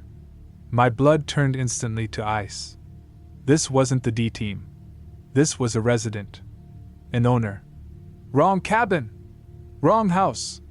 Chris hissed, grabbing my shoulder and pulling me back into the shadows of the nearest cedar tree. The old woman didn't move. She didn't shout. She just tilted her head, a movement so slow and deliberate it felt like a geological shift, and then she gave a small, slow smile. It was a wide, toothless, unnerving smile that crinkled her entire face. Then, with the same excruciating slowness, she raised her free hand and tapped her long, bony index finger 3 times on the window glass, right next to the little wooden doll Maya had just placed. Tap. Tap. Tap. "She's telling us to leave. Let's go," Maya whispered, already scrambling backward. We retreated quickly, forgetting the remaining props in the backpack. We moved further down the track, our planned route, now just focused on finding the actual D-Team cabin. After about 5 more minutes of rapid walking, the track opened onto a small clearing. And there it was, the correct cabin. It was slightly larger, with a rusty pickup truck parked outside, confirming the D-Team was here. The cabin was pitch black, silent, and undisturbed, exactly as we had left it. "Okay, so that was weird. We must have missed the turn for the real cabin," I stammered, my heart still racing from the encounter with the old woman. "But we need to finish this. Isolation now. Ben, the lock." Ben, though visibly shaken, took out his remote and triggered the electromagnetic log lock on the D-Team's driveway. A faint thunk echoed from the far end of their drive. Just as he put the remote away, the power came back on in our original cabin, the one we had rented. Flicker. The porch light was back on. "Did you guys reset the breaker?" Chris asked, confused. "No, that's impossible. My cut was clean. They must have a backup generator," Ben said, checking his tools, trying to sound authoritative. But Maya shook her head. "No, look." She pointed toward the path we had just taken, the one that led back toward the old woman's cabin. A single, steady beam of light was moving toward us. It was the kerosene lantern. The old woman was coming. "She's walking," I breathed, utterly horrified. "She's actually walking all the way down here. She knows we cut the line." We dropped everything and sprinted in the opposite direction, deeper into the woods, toward the river. We ran blindly, crashing through brush and leaping over fallen logs. We didn't stop until we hit the soft, muddy bank of the river. We stopped there, gasping, our sides aching. The cold air burned in our lungs. We crouched low behind a thick stand of weeping willow trees. We waited for the sound of pursuit, the rustle of leaves, the crunch of boots, or the clatter of the lantern. But the only thing we heard was the river. It wasn't the sound of rushing water. It was a low, heavy, constant sloshing, as if something immense was wading through the shallows. Maya grabbed my arm, her fingers digging painfully into my skin. "Listen! She's not walking! She's wading!" We strained our eyes, peering across the river to the opposite bank. The distance was maybe 20 yards. The opposite bank was lined with dark, thick forest, a boundary line for a different, vast stretch of private land. And in the center of the dark forest, on the far bank, we saw it, a single, tiny light. It wasn't the old woman's lantern. This light was different, a faint, phosphorescent blue glow, low to the ground, moving slowly through the opposite woods. It looked like a distant, disembodied glowworm. But as we watched, the blue light suddenly grew brighter, and 2 more blue lights appeared next to it, forming a horizontal line. And then 2 more, until there were 5 distinct, intensely blue pinpricks of light, moving in perfect unison through the blackness of the far bank. "What are those? Animals?" Chris whispered, his voice trembling. "No," Ben croaked. "Look at the height. They're too high for anything 4-legged. They're eyes."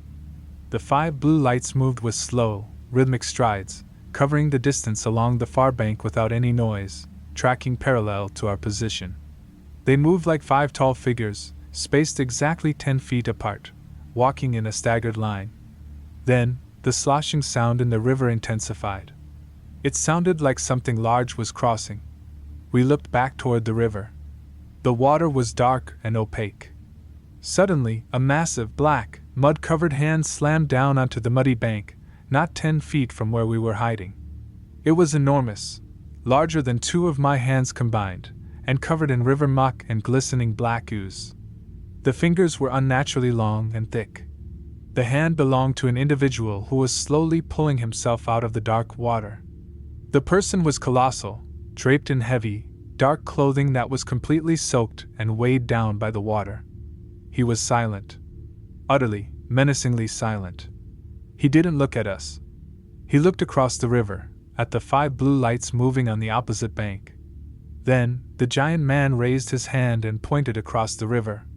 He pointed to the exact spot where the 5 blue lights were moving. He opened his mouth. And the sound that came out was not human. It was a low, resonant, guttural chirp. It sounded like a massive, wet insect, a terrifying noise that vibrated in my chest cavity. The 5 blue lights instantly stopped moving. The giant man stood there, dripping river water and black mud, waiting. From the woods behind us, the direction of the old woman's cabin, we heard a faint, high-pitched whimper. It wasn't one of us. It was coming from deeper in the woods. Ben realized the terrible truth first. "The D team! They must have seen the woman, tried to run, and now they're trapped between the man and those things." The giant man in front of us began to move. He didn't run. He took slow, deliberate strides toward the whimper, his heavy, soaked boots squelching on the mud. He moved with an effortless, predatory grace. We watched in paralyzed horror as he stepped out of the moonlight and into the deep shadow of the pines. And then, he was gone. No sound of footsteps. No cracking of branches. Just silence. "We have to help them. We trapped them," Chris cried, beginning to hyperventilate. "We can't. He's too big. And what are those lights?" Maya screamed, pulling her hair back from her face. I pulled out my phone. No signal. I scrambled further down the riverbank, trying to catch a stray bar, my hands shaking. As I did, I stumbled over something half buried in the mud near the waterline.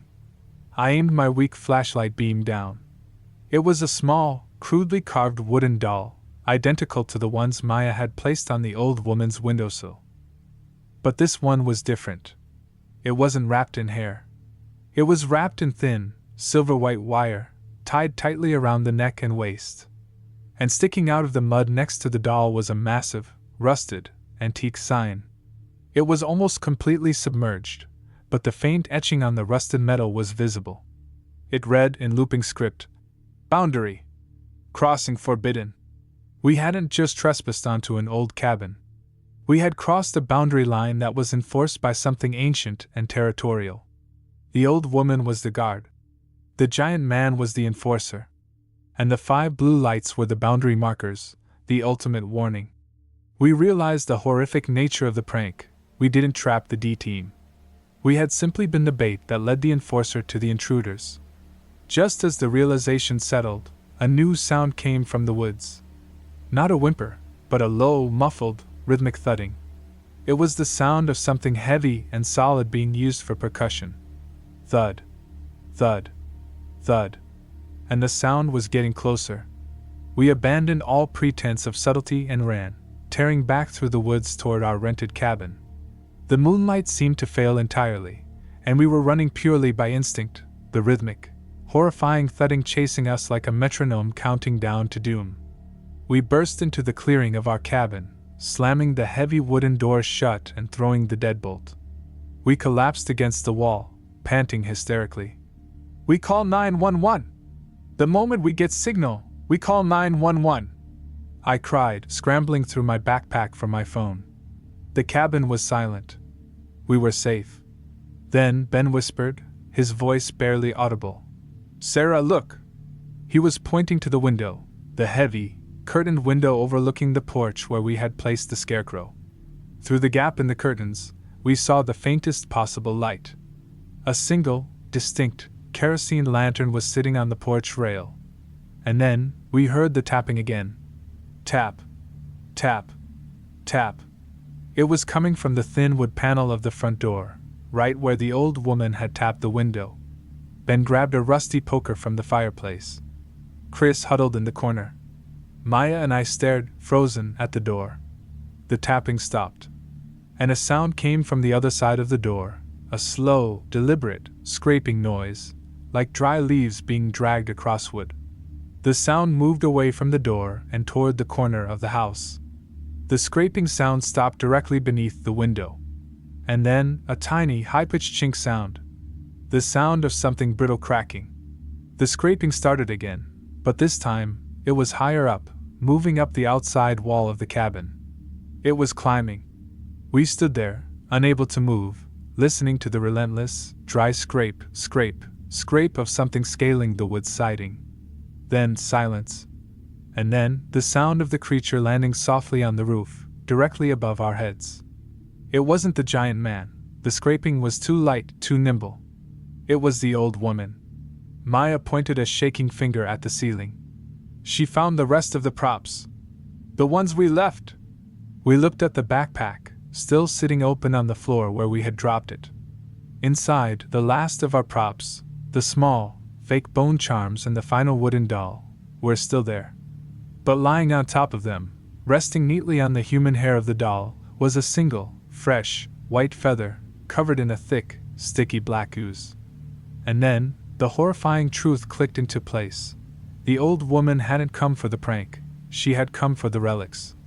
We had left a trail of our profane objects, leading her directly to our cabin. The sound of the scraping returned. But it wasn't on the roof anymore. It was coming from the chimney. The sound of loose soot and small pebbles began to tumble down the stone flue. She was descending into the cabin. Ben threw the poker into the fireplace and yanked the heavy iron damper shut with a metallic clang. We held our breath. We heard the old woman land on the damper plate with a soft thud inside the chimney.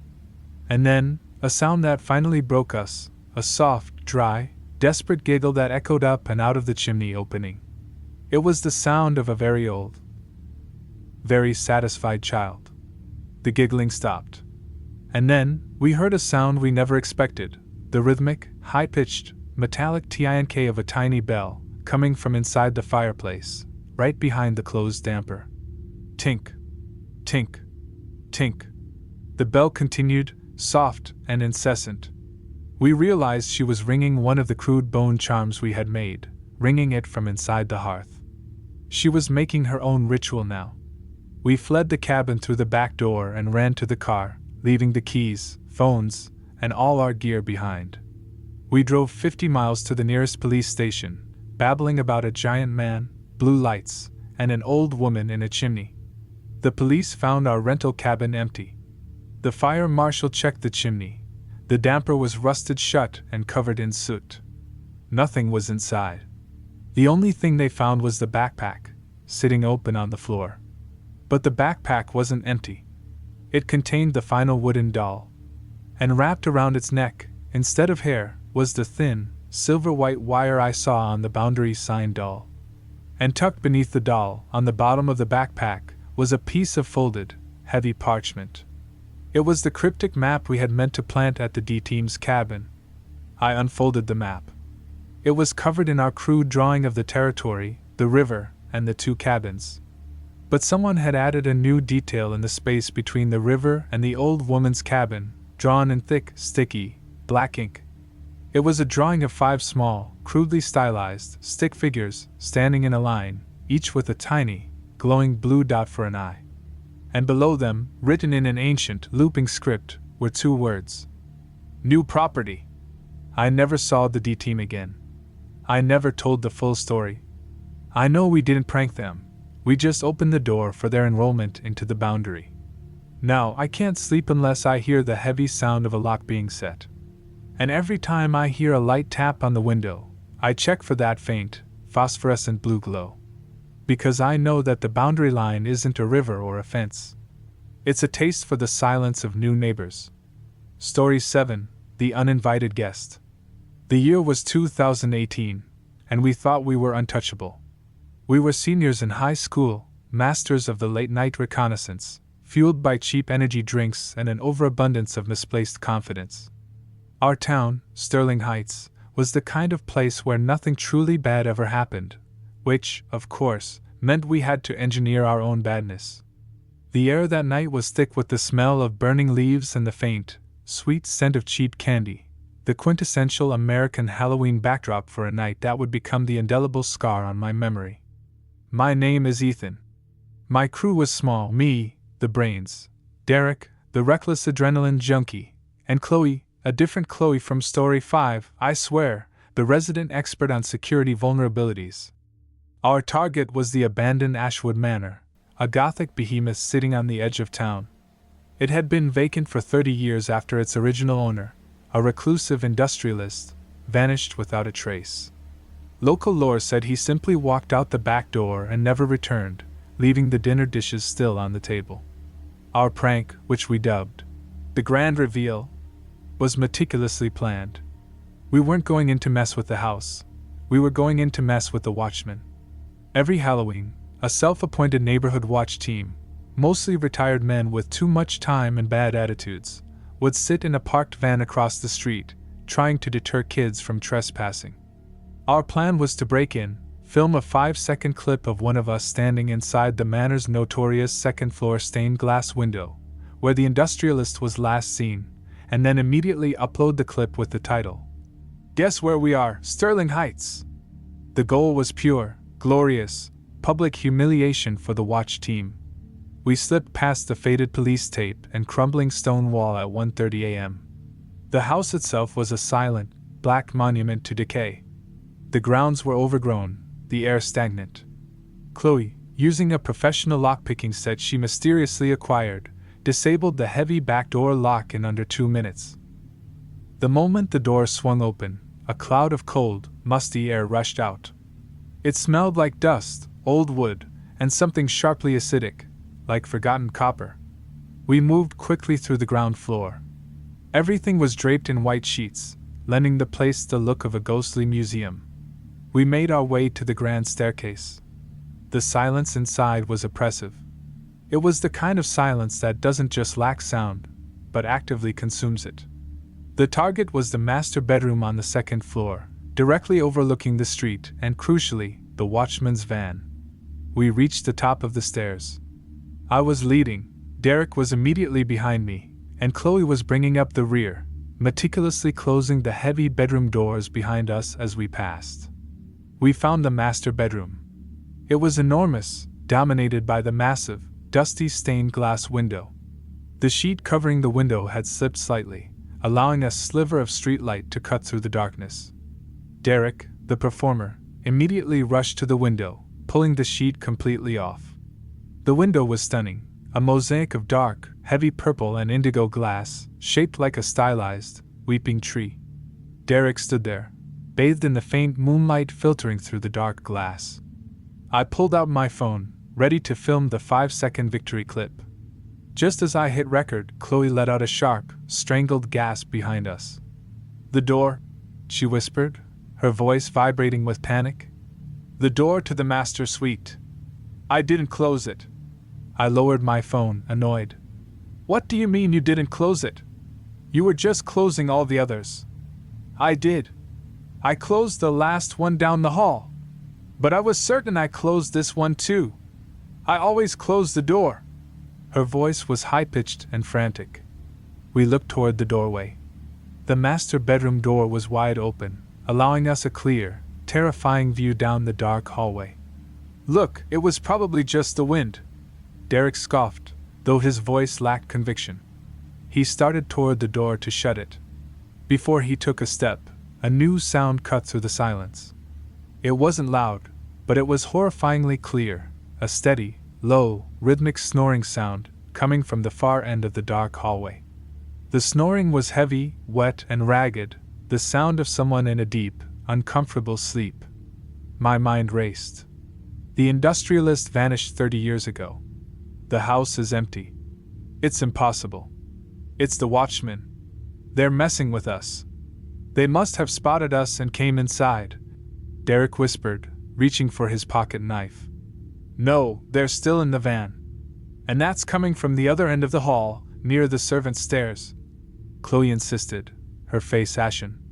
The snoring stopped abruptly. The silence returned, more absolute than before. We waited, straining our ears against the vacuum of sound. Then, from the spot where the snoring had been, we heard a sound that made my skin crawl, the dry, brittle sound of heavy sheets being pulled back. 𝒍𝒆𝒂𝒓. Something was getting out of bed.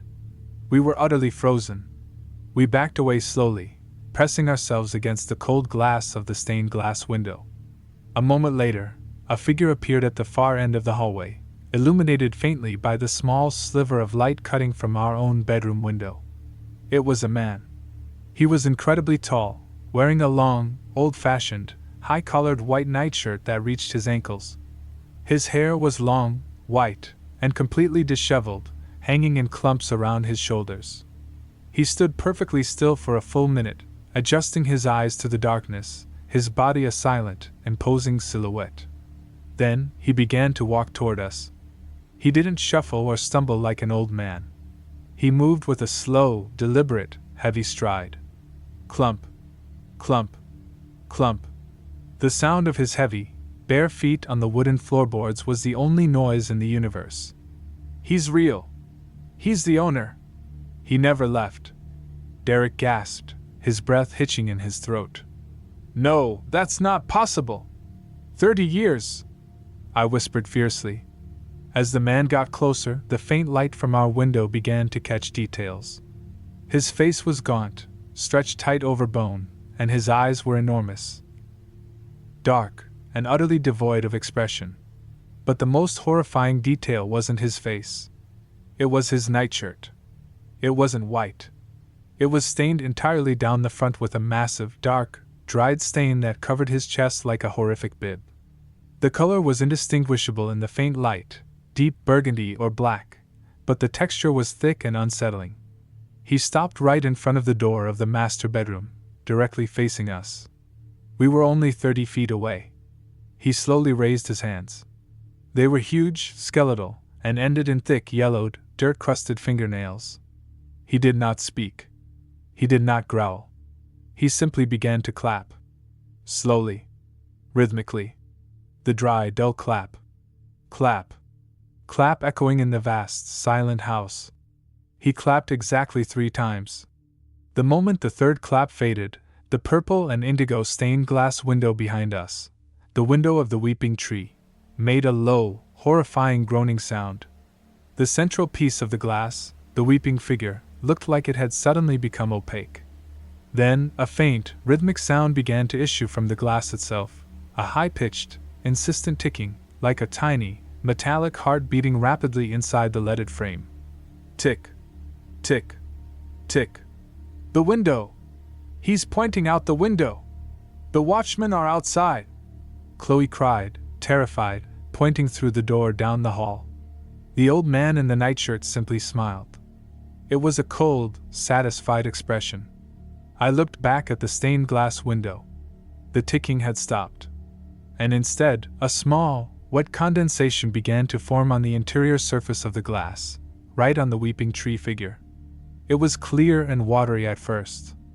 But as the old man began his slow, heavy walk into the room, the condensation darkened and thickened, turning into a deep, crimson red. The man was now only 10 feet away. "He's painting the window! Get out!" Derek screamed. We shoved past the terrifying figure, Derek hitting the man's shoulder as he bolted. The contact was like hitting a pillar, cold, immovable, and dry, like old stone. We sprinted down the hallway, the sound of the man's relentless clump. Clump. Clump footsteps heavy and measured behind us. We reached the staircase and plummeted down the steps, 3 at a time. We reached the back door and slammed it open, spilling out into the cold night air. We didn't stop running until we reached the main road, where we collapsed, gasping for air. "The van! The neighborhood watch!" Derek yelled. "We have to tell them! He's in the house!" We rushed across the street to the parked, unmarked white van. I peered through the passenger window. The van was empty. The keys were in the ignition, and 3 half-finished cups of coffee were still in the center console. But the watchmen, Mr. Henderson, Mr. Davies, and Mr. Patel, were gone. "They went in! They must have seen the light when Derek opened the window!" Chloe shouted. We had achieved our humiliation, but not in the way we intended. We led them to the owner. Suddenly, a loud, sustained, and distorted scream erupted from inside the Ashwood Manor. It was muffled by the thick walls, but the sheer, raw agony in the sound was unmistakable. It was the sound of a man being tortured. The scream was cut short by a wet, sickening thud from inside the house, followed by absolute silence. "We have to call 911! We have to report the murder!" Derek was hysterical, pulling his hair. I pulled out my phone. I had no signal. We ran to Derek's car, parked down the block, and sped away, calling the moment we hit the main road. I explained everything: the house, the old man, the screams, the missing watchman. The police took us in for questioning. The next morning, the police searched the Ashwood Manor. They found nothing. No body. No signs of forced entry. And no old man. The house was exactly as it had been for 30 years, dusty, sheet-covered, and empty. The 3 watchmen were never found. Their van was recovered, locked, and untouched. Detective Roberts, the lead investigator, released us with a stern warning about trespassing. "We found nothing, son. No prints, no movement, no signs of life," he said, looking tired. "The house is dormant. You kids got scared by your own shadows." But he left one thing unsaid. As we were leaving the station, Chloe, who hadn't spoken a word since the previous night, finally spoke, clutching my arm. "Ethan, the detective told me they searched the master bedroom window. The one Derek pulled the sheet off." "And?" I asked, dread coiling in my stomach. "There was no damage. The glass was intact. But he said the bottom pane, the one shaped like the root of the weeping tree, was completely opaque. As if the purple glass had been permanently stained black from the inside." That was the detail that broke me. But the real horror came a week later. I was reading the obituary section of the Sterling Heights Gazette. Below the funeral notices was a small, 3-line blurb about the 3 missing watchmen. They were officially declared missing persons. But at the bottom of the column, in a section usually reserved for historical societies and town announcements, was a very different kind of notice. It was an advertisement, printed in thick black, looping script. It was a single, cryptic invitation. It read, The Sterling Heights seating chart is now complete. The master is ready to receive his guests. And below the text, there was a tiny, detailed illustration. It was a drawing of a dining room table, set for dinner. There was a host seat at the head of the table. And then, there were 3 empty seats, labeled with the initials of the 3 missing watchmen, R, H, J, D, and V, P. And next to the host seat, there was a single, empty chair, labeled only with the initials E, M. E, M were my initials. I knew then what the clapping meant. He wasn't signaling the watchman. He was counting seats. He didn't paint the window with blood. He was making a place card with their stain. The owner, the industrialist, didn't vanish. He simply started a dinner party that has lasted 30 years. And the rule of his house is simple. When a guest leaves, an invitation is immediately issued to the last person who saw the chair empty. I never told anyone about the ad. I ripped it out and burned it. I left Sterling Heights that year and never looked back. I changed my name and moved 3 states away. But every time I sit down for a meal, I check the chairs around the table. I count them meticulously.